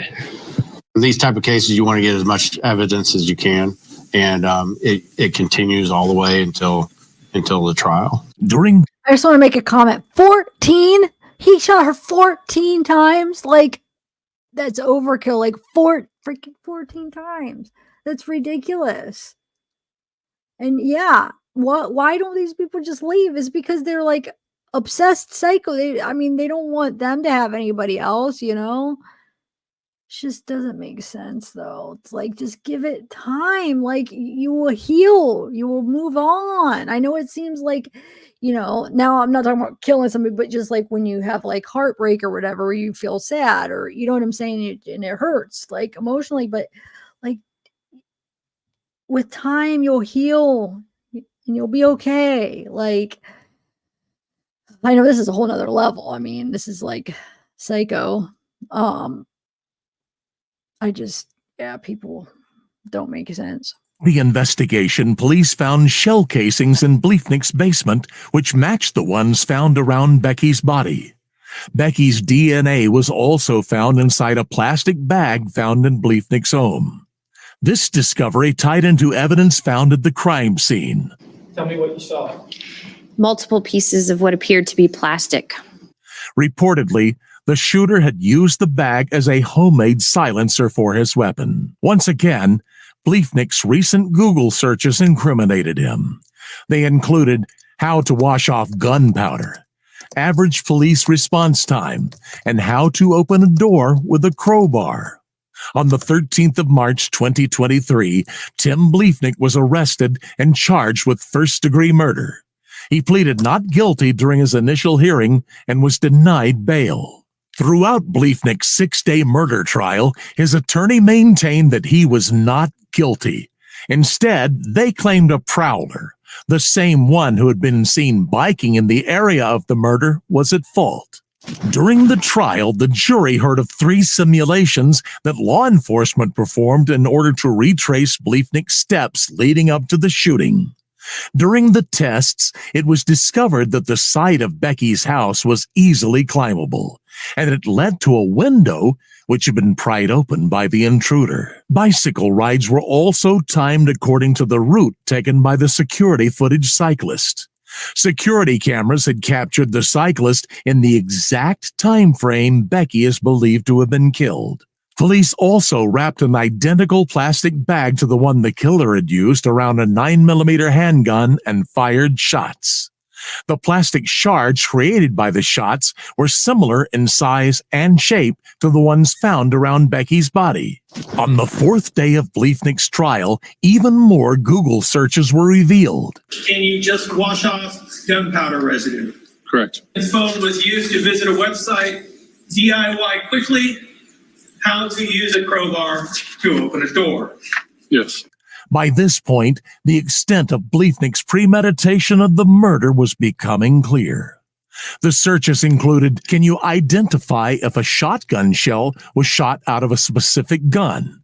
How to open a window from outside? Can I force open my door with a crowbar if I lock myself out? And can gunshot residue be washed off?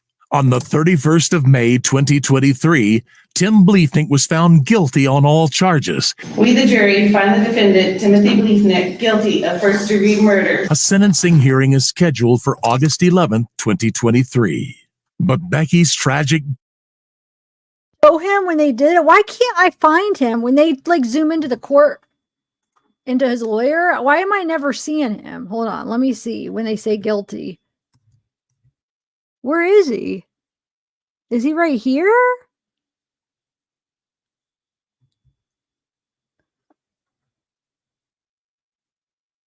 None of them look. That's not him, right? Is this him, guys? None of them really look, but we can only get a side view of that. Okay, is it? All right, thanks. May 2023, Tim Bleefnick was found guilty on all charges. We, the jury, find the defendant, Timothy Bleefnick, guilty of first-degree murder. A sentencing hearing is scheduled for He had August no reaction. 23. But Becky... He had no, like, absolutely no reaction. That wasn't like even like a or anything. Wow. His tragic death is more than spousal murder. It is a story of long-term domestic abuse and how her cries for help were repeatedly ignored. A bereaved friend of Becky's wrote, "We've watched, waited, and prayed for justice. We have to listen to women when they fear for their or their children's safety. This could have been prevented. It breaks my heart to know that these boys will grow up without their mama. We have to do better." A GoFundMe has been created to help support Becky's children. So far, over $110,000 have been raised. The description reads, "Despite the circumstances of her death, she is remembered for the life she cherished, a life of compassion, generosity, faith, and fierce love for her family." What are your thoughts on this tragic story? Kind of interesting. All right, let's move on here. Any other clips that's like maybe shorter clips that would be interesting to watch and chat about? That one just kept popping up the last couple days. I was like, what is this? I guess, wait, that says 6 hours. Maybe it was earlier. It definitely popped up more than once. I've seen that, the thumbnail, because I'm like, what is this? And I never clicked on it. But it must have just happened today. What else? Let me see. What can I type in to anything, you guys? Give me something that's interesting we can watch. We already watched that, Wyatt, didn't we? I feel like we watched a lot of the doctor's ones that day is that what you're talking about? Or are you talking to somebody else? Because I want something a little bit short, like something quick, like some fun. Dang it! You know what? I need to start sending me like videos to. I used to send them to me like on my text, for like lives like this. Would be good. Hold on, what was I watching it like a couple of days ago that I was like, oh, this would be good. Hold on, let me think. I think it was a girl. I swear I sent it to myself though, and I can't find it. I was looking for it a little bit ago and I cannot find it. I thought I sent it to me because I was like, oh, maybe we could watch this sometime. Let me look again here. My eyes are like getting all foggy for some reason. Wait. Day 2, mother and teacher. Give me one. What is this? Hold on, guys. Oh, that's treadmill. How many more days are left in the treadmill?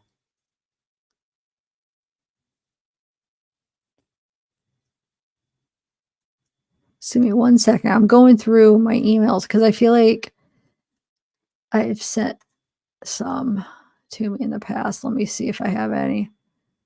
What about P. Diddy? I feel like I've seen things here and there. Did you guys see that video of Jaden Smith? And it looks like it's freaking Justin Bieber. And I keep thinking, is that just somebody else that looks like him?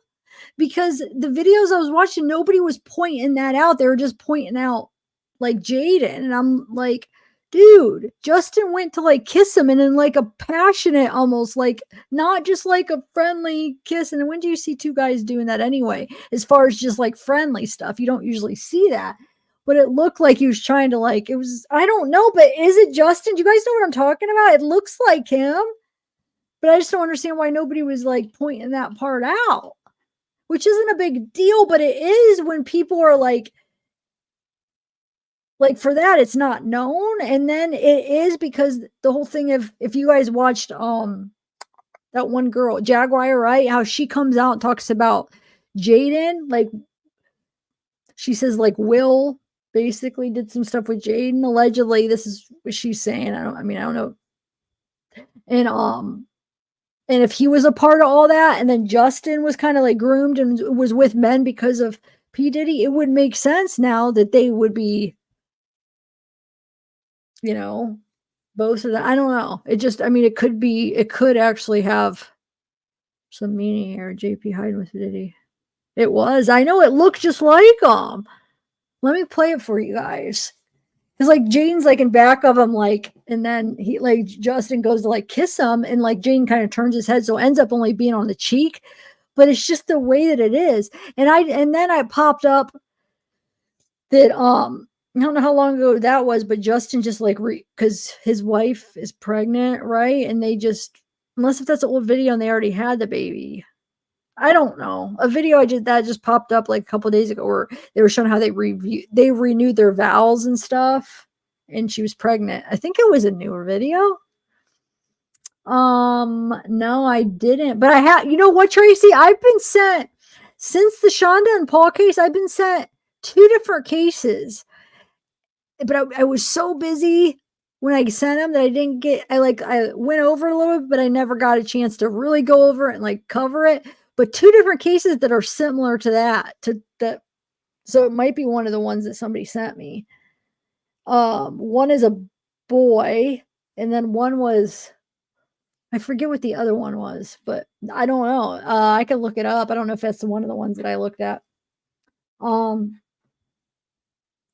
right, hold on 1 second. Let me find that one. I don't even know what to put in because it was the Justin one. It was usually like when I've seen it on two different videos, but it was like just like a clip within like a bigger video. You know what I'm saying? So it's just like a small little thing because it's only like really short. So let me see if I could find it. Let me put in Jaden. If I just put Jaden Smith.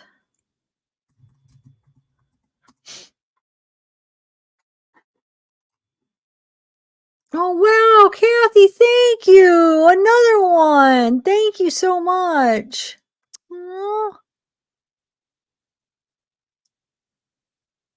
You are so sweet. Wait, what's this? Huh. Oh, this is the one I started watching the other day. This might actually have it.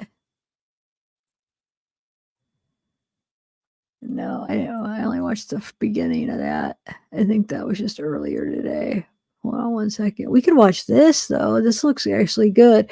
I'm going to save this for a minute. And I want to see if I could find the other one real quick. Just that quick clip. And then yeah, we can look at some P. Diddy stuff. That's always interesting. What do you guys think? I mean, I was covering that. And thank you, Bellis, for your gifting and stuff. I saw that too. You guys are so awesome. You guys are so sweet. You are. I don't know why I'm acting all weird. Oh, here it is. Wait, is there a different one that doesn't have? This one has a big watermark on it, which is fine, but the one I watched didn't have that. So there's the original one. Let me see if I could find the other one. Which is fine. It's just it kind of like it makes it you can't see. It's like real big. I mean, you can still see it, but I wanted to see if I could find the one I watched that didn't have a watermark, so we could just kind of see it better. Just give me 1 minute to go, guys. But there is this video that I started watching about this stuff with Jaden and P. Diddy and stuff. It looks good. Maybe we could watch that real quick, but it's kind of long, so maybe we could just watch a part of it. I think it's on this one. Hold on.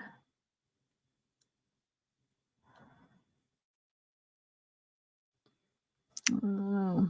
I guess I'll just have to play them with the watermark. I can't find it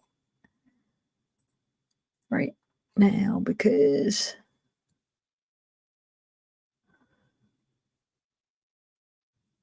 what was this? Misty?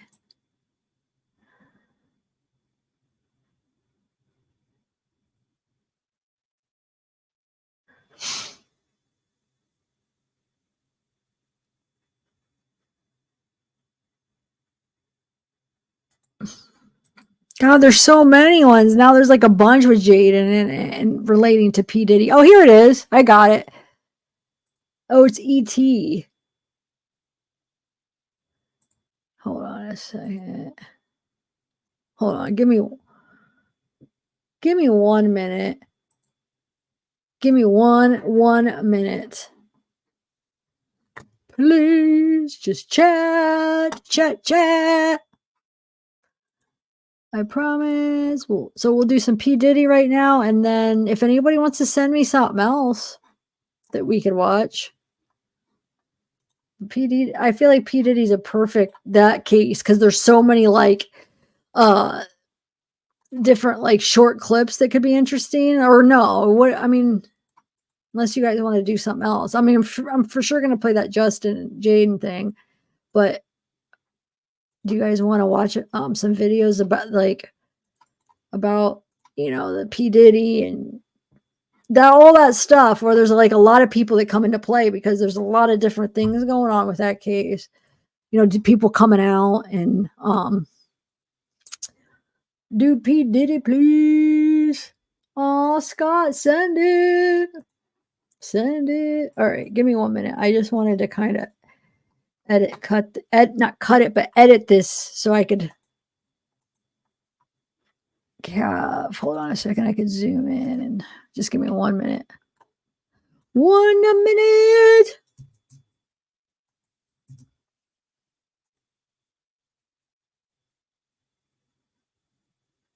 Okay. Why is this not? Okay, so we got a sound. Let me edit. Edit. Just gotta cut it real quick. All right. There we go. That's what I'm talking about.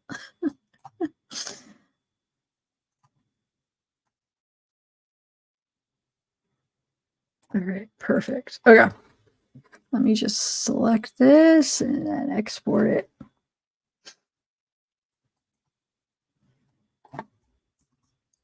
Oh.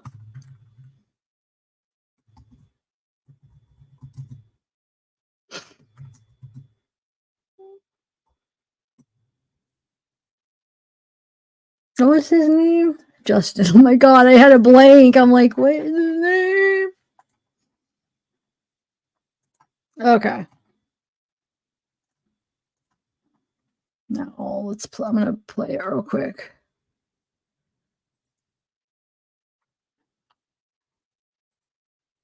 Here we go. Share my file. My nose is itching, guys. All right, here it is. So it's Will Smith's son, Jaden, and looks like Justin Bieber to me. Here we go.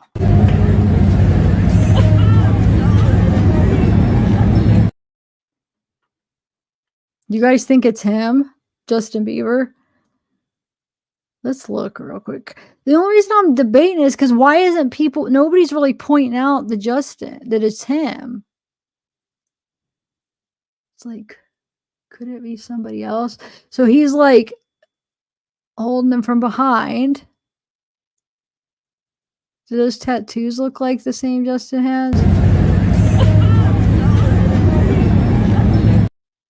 Like that looks like an intimate, like that's not just like a friendly kiss in a way. It's like, I feel like that they have some kind of experience with each other, right?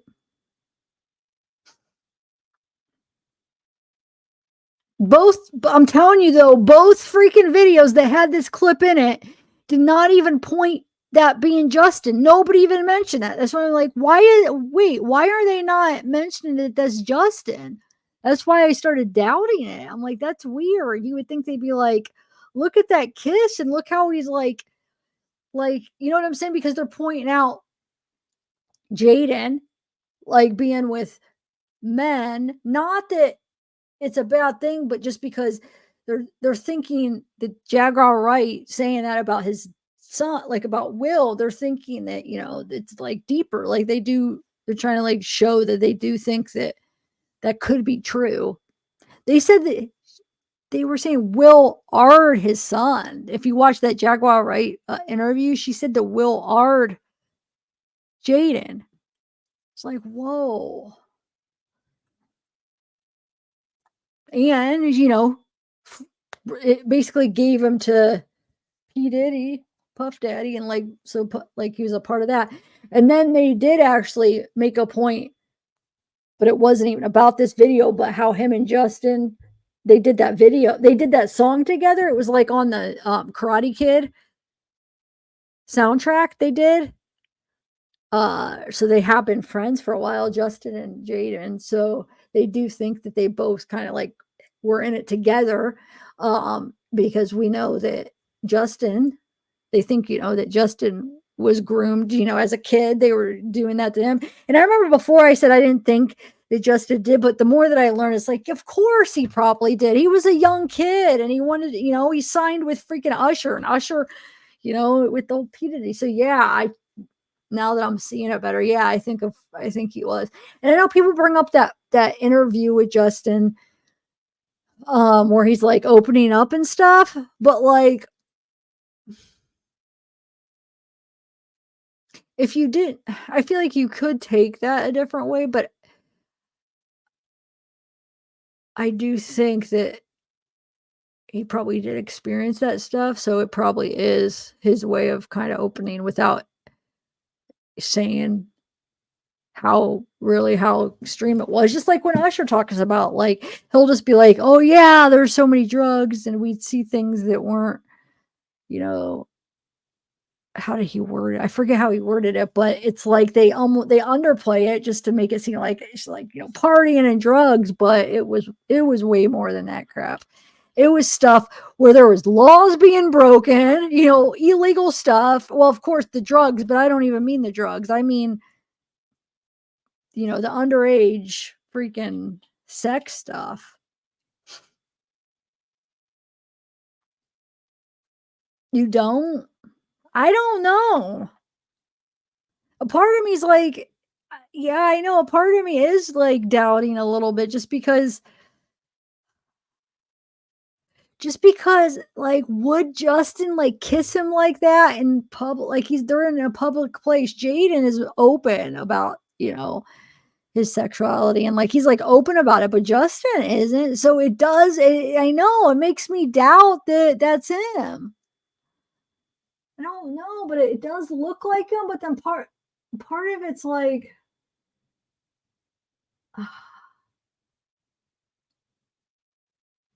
he's got the tattoos up his arms, which Justin has. It's just weird because I don't.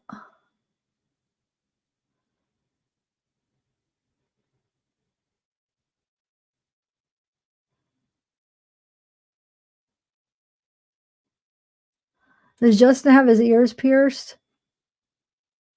Does anybody know? I'm sure he does, but I don't know. It's tricky.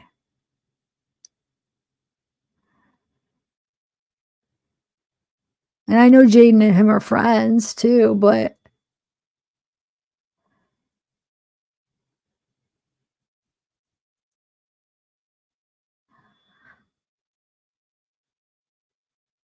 I don't know.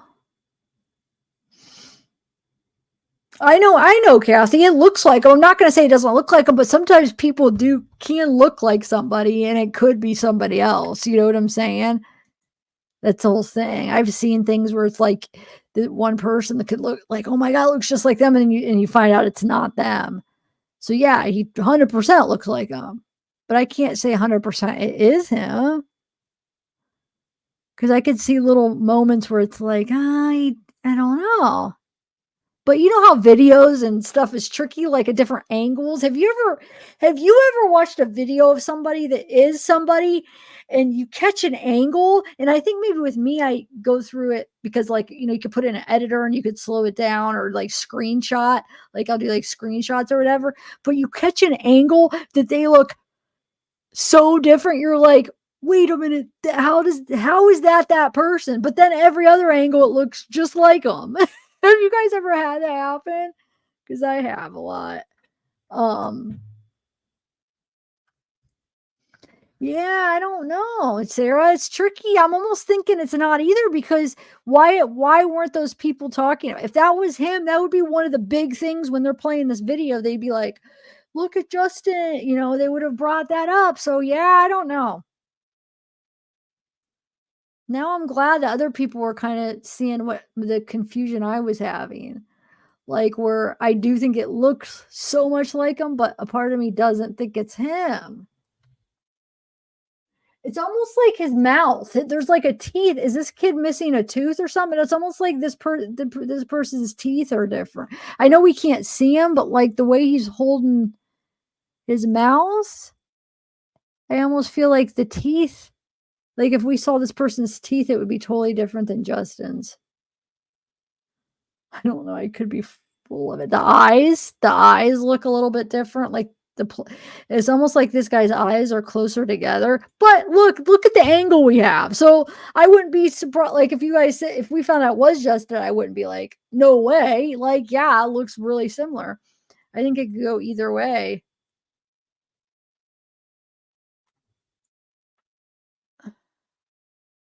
It's just, I'm surprised to see Justin act that way in public as far as like, but if he's all high and wasted, I guess it wouldn't surprise me. I know that there's videos coming out of that one where it looks like he's doing that to that guy. I forget who the guy is, but it almost looks like he's so drugged that he doesn't even know what's going on. Does Justin have his ear pierced though?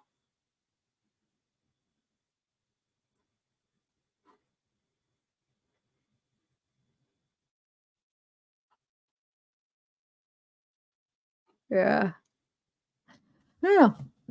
Try to figure it out. I'm gonna see if I could find it on other channels and if they say that too. Blame it on the alcohol. Yeah, maybe. Okay, Nicole, thanks. And neck tattoo. Wait, where do you see a neck tattoo here? You can't really see what it is though. A lot of people have neck tattoos, right? Can you tell what that neck tattoo is?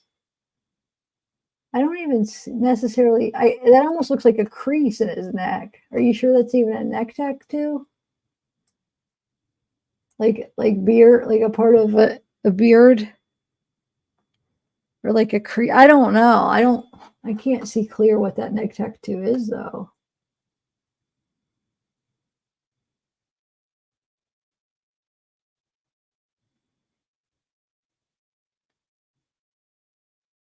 It's almost like he's trying to kiss his lips and he turns his head.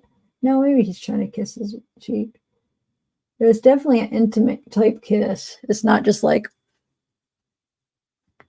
I know it's only on the cheek, but it's not, it seems more intimate than just like a peck on the cheek. Oh, yeah. Either way. I would like to know for sure though, because that's kind of interesting. All right, so let me watch let's watch this video here that I started watching. Yeah. He looks very thin, but it wouldn't be blown up on TMZ another minute. Yeah, I know. That's another thing. It's on other channels, but not. It's on. This is ET. It is on ET. Let me see what ET said. Hold on a second. Let me see if they put it in their description. Let me see. Give me 1 minute, guys. Why is this not removing? Okay. Just give me 1 second. Okay. ET is saying Justin. They're saying Justin Bieber sweetly kisses his longtime pal, Jaden, as they reunite at Coachella during weekend one in a video posted to Instagram. And that's Entertainment Tonight saying it. So I think they probably did their research because they were pretty big for entertainment. Okay. So I guess it is Justin. He looks under the influence of something, or maybe he just feels they're at Coachella. Maybe he is just, I don't know. Okay. Well, I feel like that convinces me. That's good.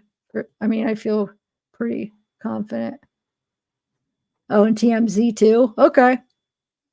Yep. Then, all right, cool. I was watching those people that put together videos about like the whole Puff Daddy thing, and when they played it, there was 2 different ones, and none of them pointed out. They're saying stuff about Jaden, but nobody said, "Oh, Justin." And I was waiting. I'm like thinking, dude, that's Justin, waiting to hear them say Justin, and they never did. I'm like, what the heck? Okay, so let's watch. This is Lock Trends. Like I said,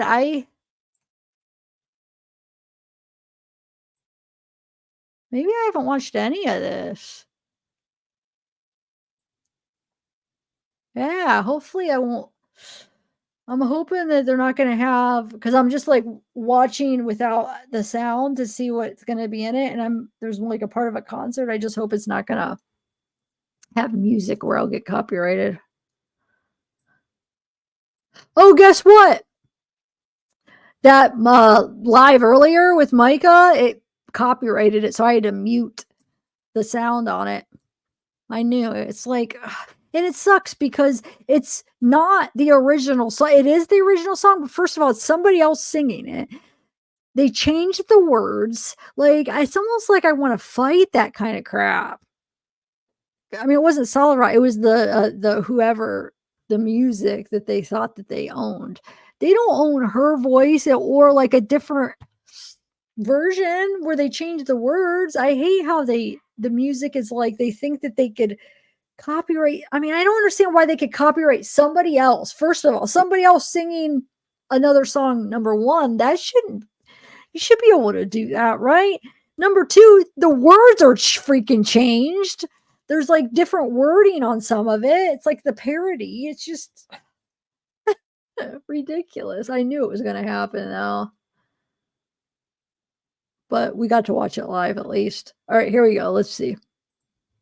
Apparently, Jaden is tired of hiding his pain and all that Diddy put him through. But the real shocker is that he's dragging his own father into the mix as well. Yeah, you heard that right. Jaden placed Will right up there with Diddy, and it seems like fans are in for some real family drama. The Karate Kid feels like he was taken advantage of by Diddy and Will, and honestly, that explains a lot of what Jaden has had to put up with during the course of his career. What's worse is that Jaguar Wright is... You know, the list of minors that Diddy's abused over the years is getting pretty long, with well-known names like Justin the Beaver Bieber, Bashir Gray, and Jaden Smith, too. But it looks like in Jaden's case, Diddy had some help from his dad, too. Out of the way. Jaden did not have a normal childhood. I mean, how could he when he made his debut on the big screen at the young age of 7 alongside his father in the film The Pursuit of Happiness? But despite making a successful debut, the actor didn't have it easy. Let's start with the fact that Jaden's career kind of mirrors his parents. Fans believe Jada and Will may have passed on some of what they learned. When y'all think about it, just like Bieber, Jaden didn't exactly have a normal childhood. At a pretty young age, he was thrust into the spotlight by his parents. I just want to say Tyler, the Creator, is the best friend in the world, and I love him so much. And I want to tell you guys something. I want to tell you, Tyler doesn't want to say, but Tyler's my mother boyfriend, and he's been my mother boyfriend my whole life. Tyler, the Creator, is my boyfriend. It's true.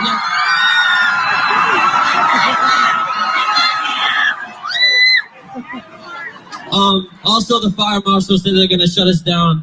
So if you could just step back a little bit, just so they don't shut us down or whatever. I don't know what that means. There's a lot of you. Tyler, the Creator, is my boyfriend. Okay, if you take anything away from this fucking show, that's what you needed. Even though Jaden hasn't explicitly said that he's gay, the dude's actions really suggest otherwise. Like the time he said Tyler, the Creator, was his boyfriend while performing at the Camp Flog Gnaw Festival. What was Tyler's reaction, you ask? Well, he waved his finger at the audience, letting everyone know that it was not true. Unfortunately for Tyler, Jaden was a persistent lover. He later tweeted, "Yup, Tyler, the Creator, I told everyone you can't deny it now." And Tyler responded with, "Ha ha ha ha, you a crazy N-word man." We should probably mention that Tyler's got his own share of rumors. Back in 2015, he left fans dumbfounded when he tweeted, "I tried to come out the damn closet like 4 days ago and no one cared." And then on the track, I Ain't Got Time, from his 2017 album, Flower Album, he sang about locking lips with white boys since 2004. So maybe Jaden wasn't messing around, but spilling the beans about... But you know, Tyler, the Creator, was pretty quick to deny it all and just chalked it up to being a joke. But Jaden was persistent and took to social media this time to air everything out. It's hard to imagine 15-year-old Jaden putting up with the criticism. Apparently, he felt betrayed and lost trust in his father. And so what did he do? Well, he asked to be legally separated from his parents. Yeah, you heard that right. Jaden was so traumatized that he thought he'd be better off making his own decisions. Fans were shocked, but not more than his own parents. Eventually, Jaden decided against it, but the fact that he wanted to make that decision in the first place was a slap in the face to Will and Jada. Here's how the Pursuit of Happiness actor recounted the incident in his memoir. At 15 years old, when Jaden asked about being an emancipated minor, my heart shattered. He ultimately decided against it, but it sucks to feel... Then there's the time he almost emancipated from his parents because... I'm confused. This seems like it's 2 different videos that keeps cutting out into another video. What? It's like they're starting to continue with the thought and it cuts off with somebody else talking with a different thing. What is going on? I think I'm going to move on to another video. I'm not liking how this is. I'm a little bit confused. Yeah, I definitely didn't watch any of that. I thought it was one that I started. I did not. I don't know what the heck that was. Anybody else find that to be like weird? How it was made? I don't know. I'm not. It's hard to. It's not like smooth. Let's see. Yeah, it was weird. It was like they're echoing it, but you're right. It was like an echo, of like the same thoughts, but like that would seem like a waste of time. We don't need to hear the same thing with a different voice and a different. Let me see if I can find something else. What is this? Anybody, if you haven't watched the whole interview of this, her first interview and second, she exposes a lot of stuff. It's good. Spoke on last time. This is obviously just somebody playing clips, so they just using parts of it. But let's see. And at the time it happened, was a slap by Will Smith to Chris Rock. We spoke on it, but since then, Jada Pinkett has written a book where she reveals that multiple times she tried to commit suicide. Yeah. Not saying exactly what the reason was. I don't know why she keeps trying. She just get it done. Don't be bad at everything. Shit. Yeah. You was an all right actress. You was a terrible wife. You was a bad mother. You was a kid who knew that your husband was doing things to boys and did stuff to your son and you ain't do shit about it. Bilal told me everything. Y'all, Hollywood is being taken over by all types of exposés and tea. And Will Smith is allegedly threatening his son Jaden for leaking some shady family secrets to Jaguar Wright. For those of you who haven't been following the story, Jaguar Wright recently revealed some disturbing secrets about the Smith family, like how Will has allegedly been doing bad things to young boys, while Jada looks the other way and pretends not to notice what's going on and has her own entanglements. Well, word on the streets is that Will is furious with Jaden over this, and he is allegedly threatening to disinherit Jaden unless Jaden comes out to announce that it's all a lie. Y'all, there's so much mess going on in the Smith family, so let's break down this tea. All these industry people know that Diddy been acting like this and doing this and trying to engage other men into sexual acts with him. There was a story that he was trying to get Chris Brown. There's stories about, Wait, real quick. Randy, are you still here? We should get a panel. If you want to come up and chat. Is Amanda still here?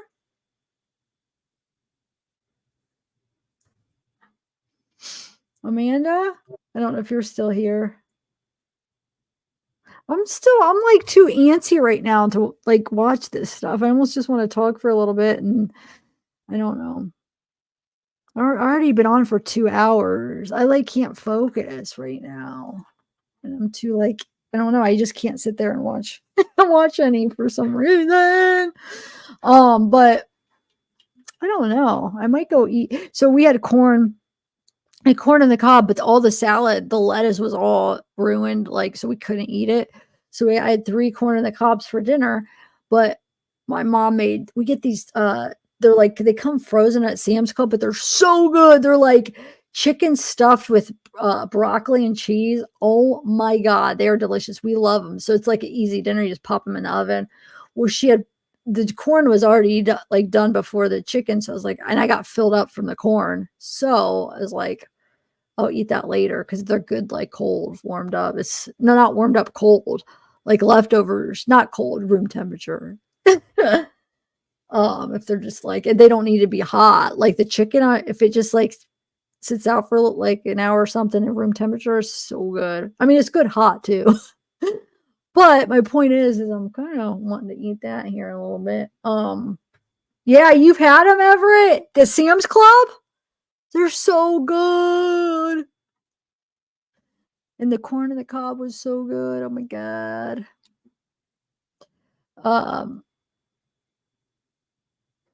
Really? Yeah, I'm feeling like so like antsy almost. Is that really a thing, Trisha? Oh, I was saying did you watch the beginning of it? I just have it in like all with my OCD. It's like the whole process. I feel like, but I'll show it again. But did you not watch the beginning? But I might call it a night. I don't know. I kind of want to go eat that and just kind of relax. I got this nice letter I was saying. I'm not going to read it again, but if you want to rewind it, you could see what it says. I'm too lazy right now. It comes with this nice thing on top. And then here it is. It says, presented to Zavgirl for passing 100,000 subscribers. Sorry, I'll say I'm just being lazy for some. Can you see it? There we go. There it goes. YouTube silver. It's a really nice letter. You should rewind and watch it. And it's on like really good paper too.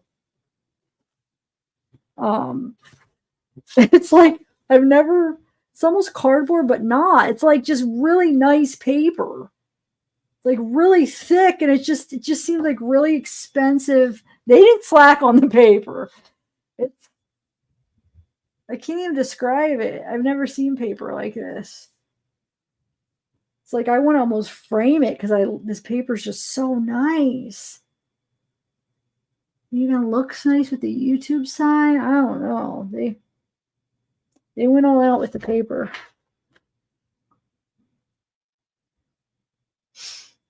So that's it. I was saying, did you see it? I hope you got a good look because I'm not opening it again. Why have I been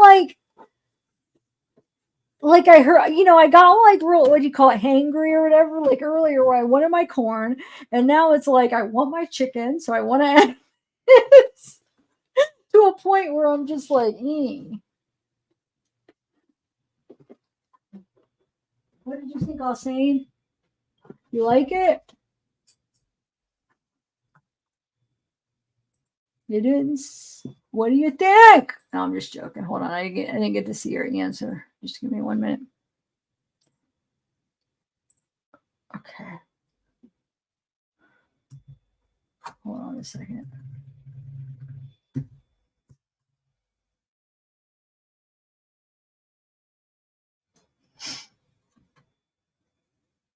Anyway, wait, what do you mean? You know what it is? 120-pound cardstock? I don't know. It's probably the small things. I think I like the paper, but no, I like the plaque. The plaque's awesome. Ellie, yay! Thank you. I'm glad you're here. I know, yeah. I want it now. Yeah, Bellis. I love your new picture, though. Did you take that? Or is that from your house? No, I don't, Samantha. I need to get one. What do you want to send me? I need to. I should. What were you wanting to send? Hey, Katie girl, thank you. And thank you. Go in history for what? For what? You might be, maybe you're watching from before when I was looking for something. And don't forget to check out the new merch. We have the OCD. We have the peeping ears. We got the Zeking Justice. We have tie-dyes. We have plain colors. Like I said, make sure you guys know that when you like click on my store and you just see like a color that's up with like a design, that's not the only color. Make sure you click on it and see the options. And there's certain ones, like if you click on one and they only have like a gray, black, and blue or something, you're like, oh, those options. There's ones like each style, there's some styles that have more colors than others, more options than others. So make sure you go through them all and like see which ones you want.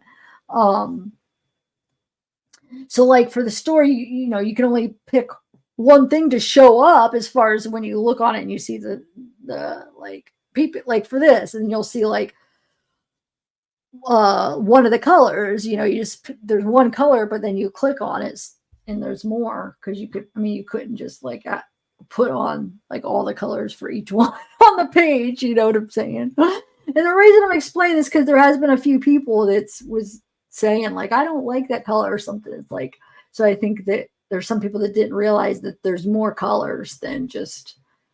I'm always picking the bright ones. So if you guys aren't like these bright or really colorful, we have, like I said, the grays, the whites, brown, black, not brown, maybe not brown, but black.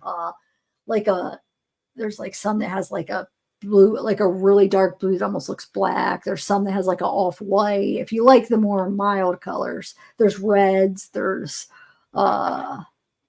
green, there's just a bunch. They're good.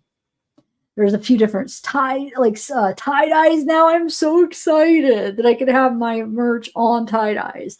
This is the obsessive crime disorder, and on the back it says peeping ain't easy.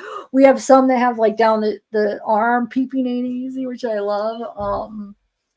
Like I said, some that just says the peeping ears with the obsessive crime disorder on the back. Some don't have anything on the back. We have the Zeking Justice collars with its Zeke with the gavel and he's the judge. He has the tie-dye tie. So cute. Oh my God. He looks like he means business. Then Sarah, she did all the art for it. It's so good. So yeah, I'm really excited. It's a new company, Printify. So that's why right now I'm still figuring out how to link it to my channel where it like, when you're like watching my video, how Teespring still links, because I still have the old logo from Teespring. They are like connected to YouTube. So when I hit 10,000 subs, they like said, okay, now you could have merch through Teespring. It's like they do something. They're like with YouTube. I don't know, partnership with YouTube or whatever. So I don't know if I could get the Printify. I don't know if I could get this new stuff to do that. But regardless, it's in the descriptions. You guys can find it. And all the descriptions under my video. Just look at the description. There'll be a link for my the Printify or the new merch. It's the one that'll say like new merch, that link. Also, is it linked to my channel where there's like anywhere where you could click on it and take it? I don't know yet. I linked it like where it gave that option, but I'm not seeing where there's like something on my channel page where under the shops, we're in the shops and you can see my Teespring. There's got to be a way to do it. But like I said, it's in the descriptions, the link, so you guys can click on the link.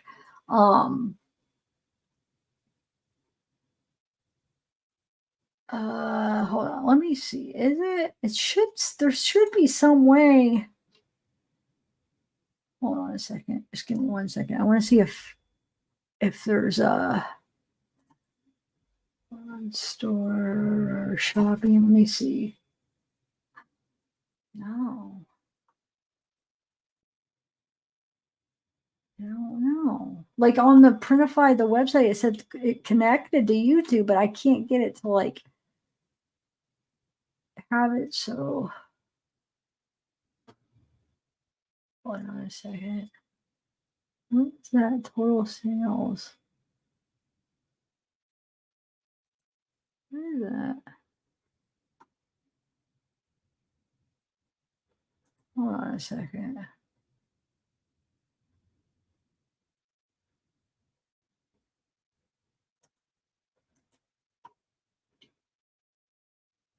Oh. Huh. All right.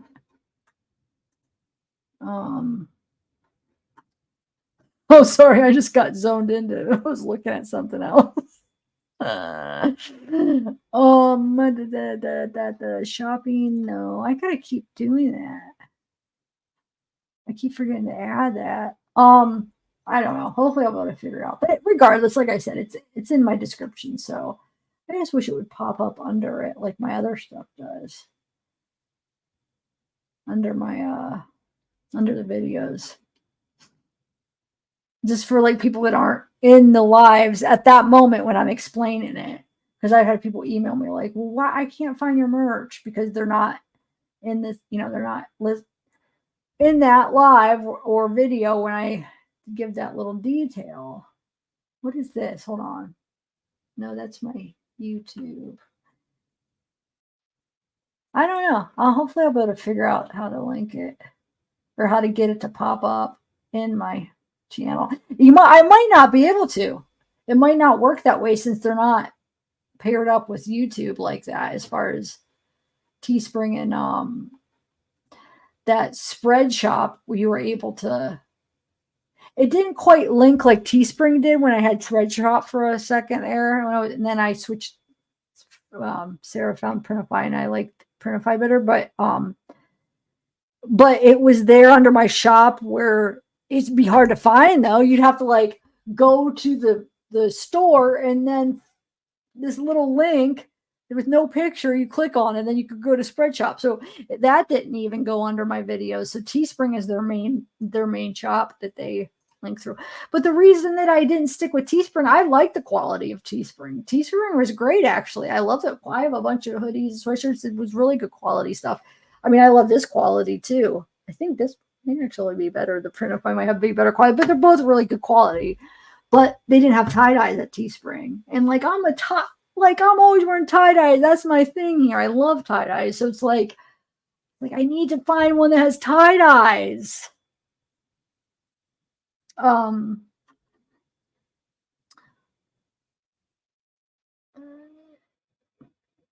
I know. Yeah, they are, but I don't, maybe being paired up doesn't mean it's going to like show like Teespring does, which is fine.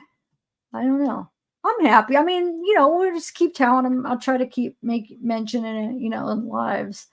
It's in the description. I know a lot of people don't look in descriptions,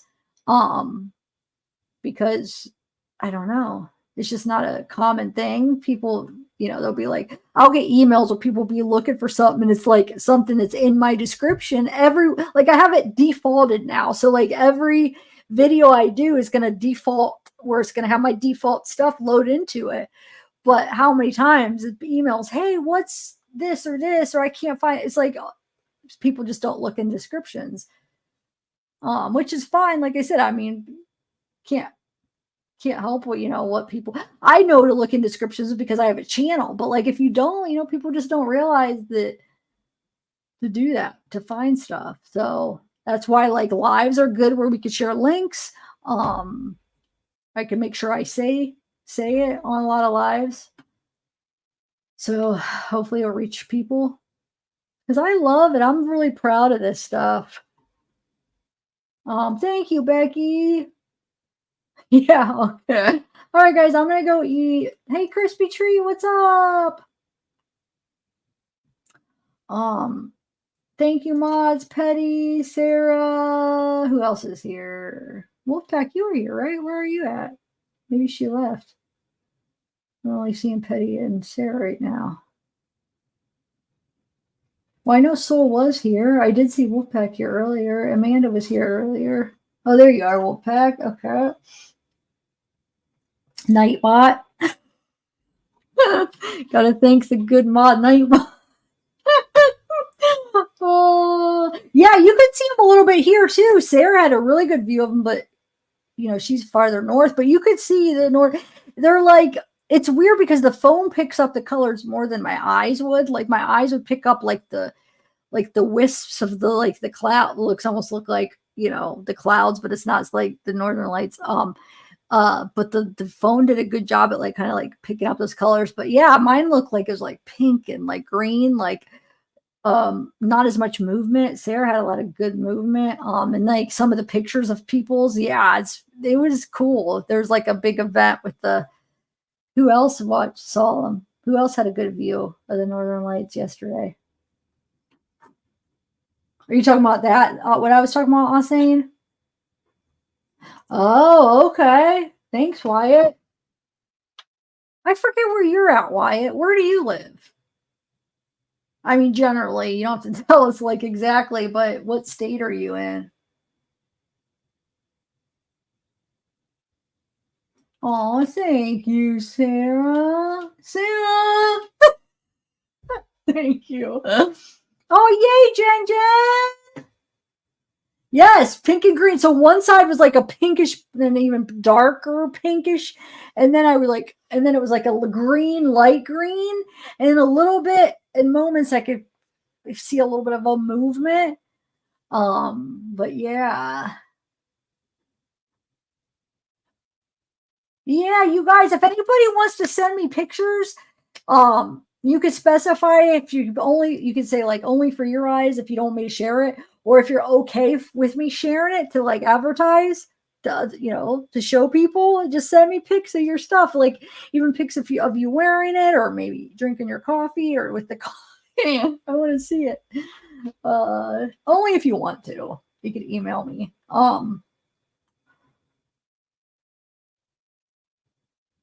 Yeah, because All Saints in Ohio. He's in Columbus, so yeah, yeah. Why I was trying to see what you answered. Why did you? Oh, Texas. Okay. Were you able to see any? Was that one of the states? Did you say you were or not? You weren't by it.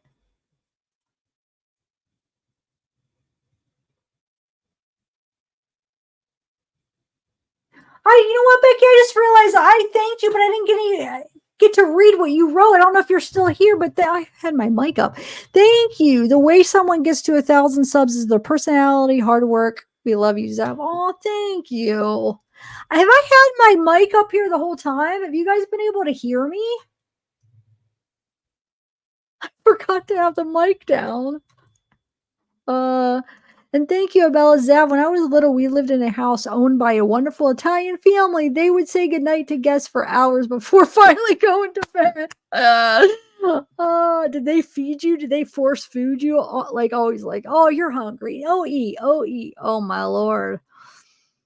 Like my grandma, every time we visit, she'd take out like a 5-course meal, like just tons of food, just to like if we were just like coming over to say hi or whatever. And then my mom, I mean, she's like that too with guests that come over. And then with me, like if we're eating dinner, like I feel like I would have like a whole big plate. I'm like stuffed. Oh my God, I'm stuffed. You barely ate. Wait, you didn't eat. I'm like, Mom, I ate. Like, did you see my plate? I ate a ton. No, you didn't eat much. I'm like, I eat more. I just eat fast, But yeah. All right, guys, I'm gonna go eat my chicken. Thank you, guys. I had fun chatting with you. Maybe I'll try to do. I'm not going to Columbus. My mom might go for a couple hours to see my brother. I'm not going anymore because my grandma, she's gotten really bad, like really bad. Like the dementia's always been pretty bad. I know you've heard me talk about it, but she got bronchitis. My mom got it, and she got it like a week or maybe 2 weeks ago now. Then she was on antibiotic. And I don't know if you guys were watching me back when we all got COVID, and it turned, my grandma got like really bad. Well, this reminds me of that. So we don't know if she's going to bounce back. Or like usually every day she's like constantly walking, does her walks around the house with her walker. Now my mom like mentioned something like, are you going to get up and walk? She's like, well, why would I do that? Like she's just sleeping all day. She's all like confused, extra confused. Physically, she's just doing bad. Because normally like it was more mental. Like physically, she was doing pretty good for like 94, I think she is now. It was just like, the dementia or whatever. And now it's like physically she's doing bad. She's constantly having to go to the bathroom. So we can't leave her here by herself, obviously. We were going to take her with us, but my mom was like, we can't make that drive. Like she'll have to go to the bathroom. I mean, she'll just no. So I'm going to have to stay here and watch her. And my mom's going to go see my brother. So, but I can still do a live, because she's sleeping or whatever, but my mom just wants somebody here, So, maybe I will do a live Mother's Day live. I don't know. Maybe not though, because we'll see. I might just like sit down there with her and hang out and watch like YouTube while I'm sitting on the couch with her. And then my mom, she's gonna try to just leave early and be back somewhat early. So then I'll probably hang out with her. So I probably won't do a live. I don't know. We'll see. We'll see how it goes. But if I don't, happy Mother's Day to all the mothers. And Dragonfly. Thank you. Oh, thank you, Becky. Oh yeah, yeah. What was it? I can't remember. I think I was just watching it yesterday. It was. Oh, it was. I remember bits. It was R. This guy had R'd and like assaulted somebody and kidnapped the person. But who was it? It was. I'm trying to think who it ended up being or what. Oh my god. There was more to it. Remind me. There's like a bigger story. That was just like a part of the story, but there was some more stuff going around, like around it, I feel like. But that's funny. I knew there'd be some people that seen it because it's true. It was a true crime. So it's like usually like all my viewers are into true crime. So at least there's gonna be somebody that's seen that. Oh, Butterfingers, I love it. Bicycle. It is like the other day. I'll tell you, and it's almost like we have to laugh, and it's not even mean. I mean, come on, it is funny. Okay, so Sarah knows about this. I sent her the video, but so this was this last night, Sarah, or 2 nights ago? Was that last night? It was a night that I was going down to get a snack. So I did a live, remember, and I wanted a snack. I can't remember if it was last night or the night before. I think it was 2 nights ago. But anyway, I go down and my mom or my grandma is laying on the couch. First of all, I go down and I see my grandma on the couch. I don't see Zeke. And normally Zeke is with my grandma. He's always with somebody. And like, I'm coming down. He's going to come greet me. I don't see Zeke. I'm like, where the heck is Zeke at? See her sleeping. And I'm thinking like, because she's been so out of it, even before she was so out of it, she always was out of it to a degree where I was still afraid that she was going to do something to Zeke. Like, what if she like was hallucinating or whatever and she like kills him somehow, suffocates him? I don't know. I worry about that, or lets him outside or something, because sometimes she thinks he's a little girl. She'll think he's a person. She'll literally think it's a girl, and she'll say her and call her something else and think it's a person. So it's just like, oh my God. Like, she wanted to tell my mom, like, put panties on him. Why doesn't he have panties on? Or she wanted to put like my grandma wears like a nightcap, and she's like, well, where's his nightcap? She wanted to get him, like, she was confused. She was going to put one of hers on him. But anyway, so I don't see him. Like, oh my God, my heart's pounding. I was like, oh my God, something's like, what did she do with him? So I go into my mom's room to tell my mom, like, Zeke's gone. And Zeke's, I open the door and turn on the lights, and Zeke pops his head up. I'm like, because Zeke never is in there sleeping with my mom. The door was shut. I'm like, oh my God, I was so happy. Like, Zeke, you're okay. Like, Mom, what the heck? Why is Zeke in here? It's like, he was barking. I let him in. I'm starting to get shaky. See, God, this is the 3rd time. I might have to go eat that chicken. I just wanted to tell this story though. Thank you, Bellas. So anyway, Zeke's fine. I go out, and my grandma's like talking to the pillow. Like, her face is up against the pillow. She's like, she's not saying anything. She's just looking at me. And I'm like, who, Grandma? And then I was like, I'm going to record. I just wanted to record it just so I could show my mom and stuff. She has no idea, because I'm always holding my phone. So she doesn't know I'm recording, but I just wanted to have it, because sometimes I like to show my mom this stuff too, which I did show her in the morning. But she's like, she's not saying anything. Did she talk to you? And I'm like, who? And she's like pointing to the pillow. She's talking to the pillow. She's like, just sitting there. And she holds it up. I'm like, who is that? She's like, Teresa. She's like, like stumbling over the words. And this is Teresa. So she's sitting there talking. She's like, did she talk to you? And she holds it up. She's so mad at this pillow. This pillow's not talking back to her. So I showed my mom this morning, and you almost have to laugh. It's sad, but it is funny too. So we actually even joked around with her, like saying like it was a dream. She still had no idea what we were talking about, but we were just kind of like joking around, like, oh, you were dreaming or whatever, and just laughing. And she laughed, but she still didn't really have any idea what we were talking about anyway. But it was funny. Yeah, Teresa's the pillow. And she's like, asking, like, did she talk to you? Like, why isn't she talking? It was like she was mad that Teresa's just staring at her, not saying a word. Like, what's wrong with her? It was like, because she has this tone where, she said that for like, what's wrong with her? So it's like one of those, like, well, what's wrong with this? What the heck? She's just staring at me type attitude. Oh, I can tell you some stories. I have told you some about her. I mean, that's just one story. I mean, there's all kinds of crazy stuff like that she does. Oh my God. But she says she's just looking at me. Yeah. She's just looking at me. Oh my God. It's funny. It is. I mean, it isn't, but it is. I mean, you have to find some humor in it or just like go nuts, you know? So I have to be able to laugh at it.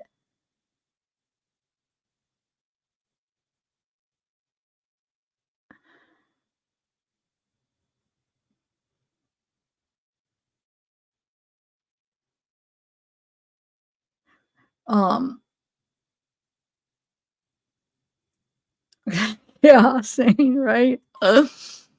Wait, Sarah, was that yesterday or 2 days ago? That was not last night. That was it was 2 nights ago because last night was the Northern Lights. It was 2 nights ago.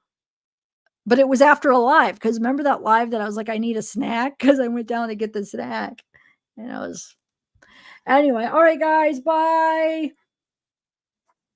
Thank you for sharing in this plaque opening. That was fun. I can't wait to put it behind me. I mean, like have it. And I can't wait to have like the million. And is there one after a million? Is there a 500,000 or is a million the next one?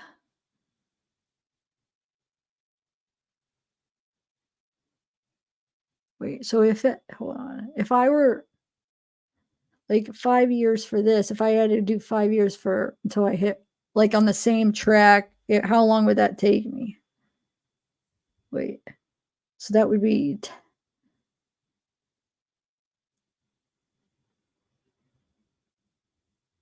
yeah, that would be